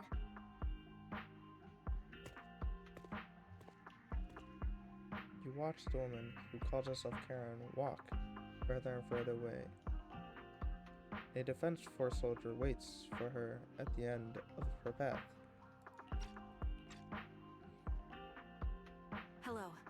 I'm the sniper from the former Liar Squad of the Chrysoberyl Division, recommended by Captain Nathan, originally of the new Eridu Defense Force's Obsidian Division, Impera Squad. Ah, I heard about you from my superior. You're the one who dealt with the serial murders targeting the Defense Force, right? Well, the new Eridu Defense Force is ready to welcome you back. Let me confirm a few details before taking you to base. Which squad are you applying to join? And did you have a code name during your previous service? I'm applying to join the Obsidian Division's Oval Squad. As for my codename, Trigger. I was Trigger of Liar Squad. Things have came to an end. Belle, do you think we'll ever see Charon again? For sure. Yeah, I hope so too. We must grow, get stronger, and gain greater power to face any crisis. When we reunite with her, then we must heal her real codename. Exactly. However, after hearing about the connection between Charon and Grim Vulture, I can't but feel a bit sad. Two people with the same faith end up walking complete different paths, becoming enemies. Belle, if we also encounter enemies who once experienced the same faith, but now walk complete different paths with opposite goals, forced to be enemies, what would you choose to do?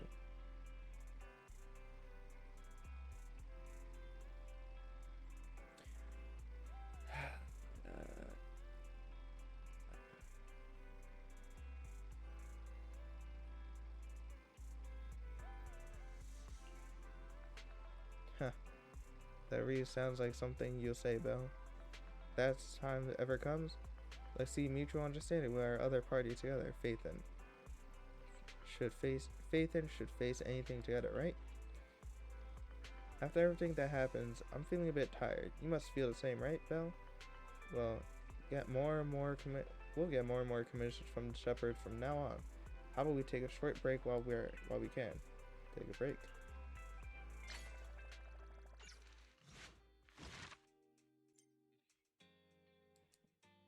Oh my gosh. that was long. Yes. Oh my god. Damn. But still. Sad. I'm sad. Oh no, that why does that make me so sad? Out of everything, why did that make me sad? That made me tear up. Oh nah, I don't like that.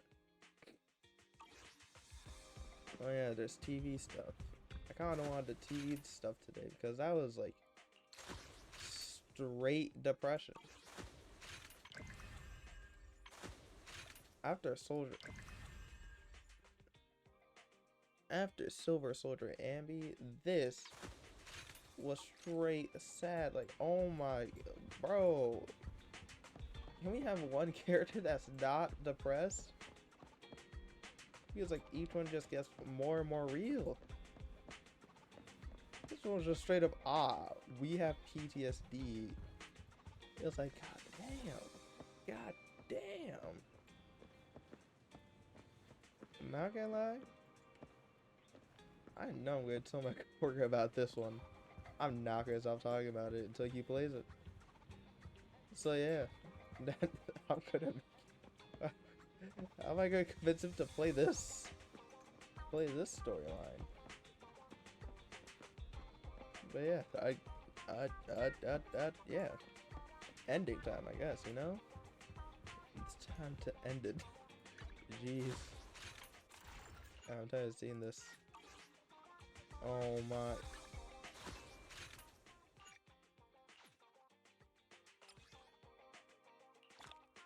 Nice. But it's time to end this.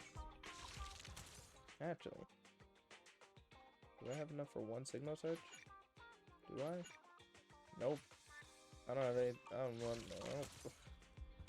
don't have anything for anything. I don't got nothing. But yeah. Thank y'all for watching. I hope y'all have a good night / good day. See y'all next time. Maybe. I'll try to stream more. Something like that. But yeah, bye-bye. Stay safe. Don't do drugs. And have a good night. Ooh, what? Hey.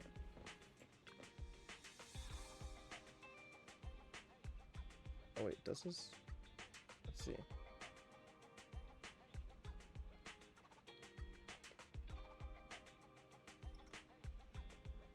Yeah, bye-bye.